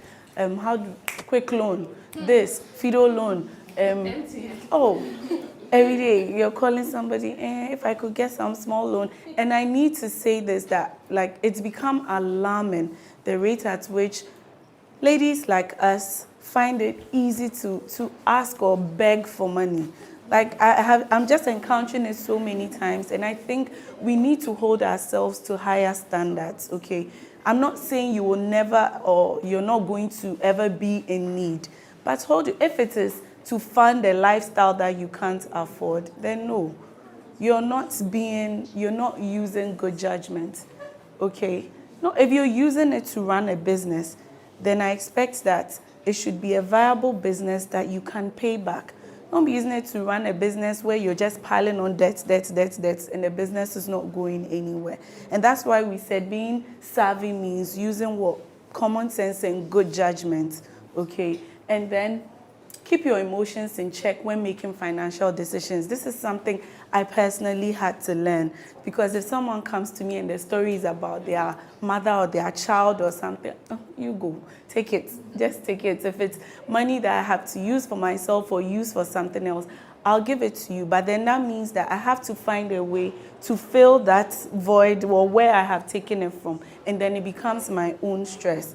Okay, so let's try and keep our emotions in check when we're making financial decisions. And then as young as you may be, please, you will grow old someday. So plan for your retirement. Some of you complain about what? Your parents worrying you and asking you for money, that they are being a burden. Oh, you'll be there one day. So start planning for your retirement now. One day when you're not working, when you're not able to do the things you're doing now, how do you want to fund your lifestyle? How do you want to live? How much do you want to be able to spend? Start planning for that now. And so, sorry about that top one, the CV one, but I want to say that unless you control your spending, making more won't what? Help. Making more, some of you would say, I just need to make more. But if you make more, you will spend more. Because maybe now you're making 2,000, so you've taken that 750 apartment. The moment you get a job that's paying you 10,000, how many of you will say, well, it's still just me. This place is serving my purpose. I'm making 10,000 CDs now, but let me still stay in that 750 apartment. No, you want to show levels now. People have to see that now you have a job that's paying you well. So immediately you will move into something else that will probably now take, what, 3, 5, or 4,000. That will come with more utilities. Maybe if you were managing just your fan, now you've gone to AC, so utilities are more. We're saying that if you don't learn the habits now, it doesn't matter how much you make, you're still always going to spend more, and then you end up with just bigger payments. And then we say, well, too many people spend money what they haven't earned, buying things they don't even want. You go to people's homes, and a lot of things are now trash. They don't need it, they don't want it. And it's all to impress people on social media, people they don't like, people they don't know, people who don't even like you in return. Okay, so let's think through these things as we spend. Do I really need this thing? What exactly am I going to use it for? Is it something that I have, something at home that I could use in place of that? Let's think through our financial decisions. And the last one, please. A man is not a financial plan. Ladies, a man is not your whole financial plan cannot be that, oh, and I'll get a rich man and he'll solve all my needs. Yeah. A man is not a financial plan. I mean, if by God's grace you land into one, hallelujah, why not? But that cannot be the plan. So have your own thing. It's a side plan. I like that. That is what? Side. So have your main plan, at least. At the very least, have your main plan so that if the man comes and he's not coming with all of that, or what he has can just add up to yours to make something greater, you will be able to also, like, be your own person. You don't want to be the person who, like, even Pat, you need to ask the man for it. Come on. I don't think we've all gone through all of this training to be that dependent. Okay, so time is up. And yeah, basically, thank you. Miriam, no questions. Thank you so much, Mommy. I think I really like this session because it just reminded me of one practical tip, right? So you can when you go home, you can buy a pack of envelopes, right? The white envelopes, and just write numbers, maybe 1 to 100 on it. How many envelopes are in a pack? 50. So you can't start from 1. Let's make it 10. Maybe 10 to, And then every morning you can just pick one of those envelopes. The number on it is the number in CDs you should save for that day. Who wants to try the challenge? You tried it before. How helpful was it?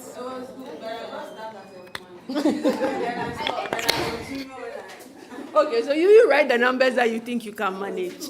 If it's from one city that you can manage, then you do that. But let's all try to put the things we learn into practice with a practical tip so that we start to build, that habit. Because when you do an audit of how much you've spent in a month, there's sometimes that you realize that because you're not tracking how much you're spending, you're actually spending a lot on things that are not important. But once you start tracking, you're like, why am I ordering from Bolt Food 2,000 cedis? Hey! You see. But if you are tracking, then you know that, today let me eat, there's rice at home. There's rice at home. So I don't need to go to Pizza Man or Chicken Man, there's rice at home. So thank you so much for coming for today's session.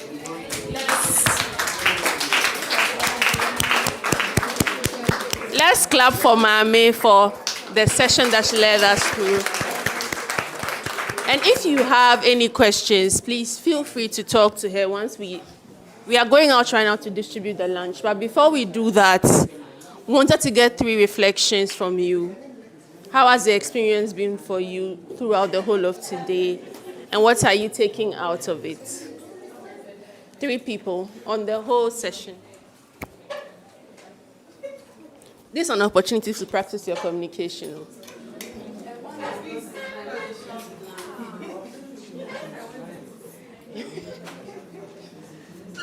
3 people, what have you learned? What are you taking away? Please, my takeaway is that a man is not a financial plan. Thank you. So I work hard. Yeah. My takeaway is financial planning is very, very important. I think sometimes when we want to buy something, we attach emotions to it as women. I have to get this. I have to look this way. But if you give yourself time, maybe like 3 days or a week, you think through it thoroughly, you realize that you just don't even need it at all. So my takeaway is I would give it some time, delayed gratification, and see if I truly, truly need it before I buy it. Also, feel free to share reflections from the whole day as well. Okay, so just last week I noticed I'm very bad at budgeting. I have money there, and if I need something, I just take it. Makoto, I have to do this. I don't plan anything when it comes to my money. So I don't know. I think this is really falling in place for me. It was just last week, so this study is happening now. It's been insightful for me. Thank you so much.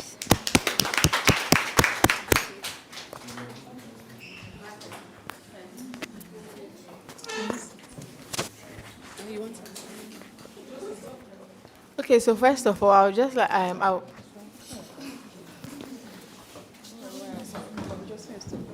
I would like to say you guys are very, very pretty. And then the way you dress and everything is very, very nice. Okay, so I think the first thing I learned was about, the data stuff. That if you are in a business and then you want to, know your target audience, you need to know the people that are buying from you so that you can know what you're making more and then what you're giving up on. And then also with Pamela, with what she said about dressing well, because I could see her glasses, her phone, her laptops, everything was on point. So when she was talking about it, I was actually learning a lot. So I actually also love that aspect. And then I love the fact that you also gave us some time to, think about what we actually learn and how we can, And then the last part, I hate anything finances. So when when it was the last, session, I was like, why did they put financial stuff at the last? But then she was so good at it. Like, she really made me enjoy it, and I appreciate her for that too. So after here, we will be doing an interview of 3 participants. Yeah, I'll come to you. Of 3 participants. So your name, Josephine. So you'll be one of the. Oh, I have one. Okay. Okay.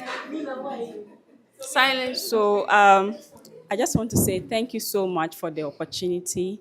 We've learned so much from Axum, and we know that we have 2 groups, group 1 and group 2.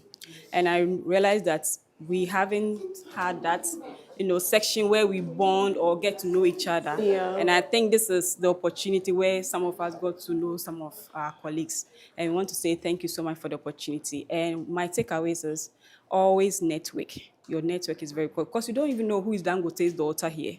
So, yes, always network. Yes, so I want to say thank you so much once again for the opportunity. Thank you. Anyone else? Okay.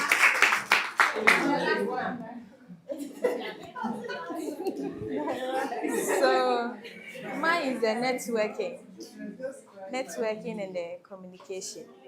I am someone when I'm with my friends like this, I am can talk, loud, yeah. but when it comes to talk or go to the front and talk about something, I don't know how to do it. In fact, my voice is still shaking, if you can notice. So you're doing well. Let's clap for her. Let's clap for her. And the networking too. I don't know how to walk to someone. I asked a question about mentorship. I don't know how to walk to someone and ask the person a question or say something. I don't know how to do that. So even in church, we have people that when there is a new member, I have to go to the people and talk to them. I don't know how to do that. So I join them that when there is a new church member, you go, hi, how are you? Your number and that kind of thing. And this one too, it's also helping. So thank you. Thank you so much. So I think we'll move now for the lunch. And those who are interested in the interview session, just to share how your day went and how the experience was, you can reach out to Pamela. Thank you so much. We're taking the pictures. We're taking a group picture first, and then we go for lunch. Vote of thanks. Thank you very much.